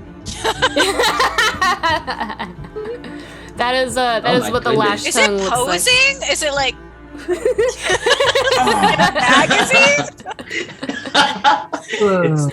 That's exactly what Samson's doing outside on the back of a centaur right now. Let's thank our new followers and everyone. Thank you, Slayer Geezer, for the resub, and of course for our babies. There we go. There you can see him. Revenir. Thank you so much, Sam. Thank you, Mac, for the resub at 15 months. Thank you, Dapper Gent, for the cheer of 400 bits. Thank you, Calum Horizon, for the follow. Gameplayer 3009 for the resub at 14 months. Thank you so much. And of course, Dire Bear GM for the raid of 6 viewers. Thank you, Era Vander, for the raid of 16 viewers as well. Thank you so much. Thank you, Death Match Debutante. What a great stream name. for the follow, and as well as Eravander for the follow as well. Thank you, Cyanide1 for the follow. Thank you all so much for chilling with us here this Monday. We hope you had a wonderful evening. If you enjoyed our shows, we have Fate's End every Monday at 7:30 p.m. Central Standard Time. On Wednesday, we have our Iron Valor show. Let me actually turn the music down. It's super intense right now. Unicorn. Yes. So on Wednesday we have Iron Valor. We're currently where we play through Wizard of the Coast modules. Right now we're going through Wild Beyond the Witchlight. Deanna DMs that game. You can also see Danny and Raina as well in that game. And I believe Deanna said they're gonna fight a unicorn. Unicorn. We are not fighting the unicorn. I will They are fight going my to party before I befriend let the them fight the unicorn. unicorn. They're going to befriend a unicorn. Maybe. They'll I don't do know. their best. Depending on what I've with Alistair and how he likes to set swamps and do all of his crazy things. We'll see. Nora, who is played by Raina, just went through their face your past, love yourself, forgive your mother, become your best self, God loves you journey. And she gets to talk to the Lisa Frank unicorn. That's what paladinhood means. Sounds amazing. So yes, you can join us Wednesday at 8 p.m. Central Standard Time.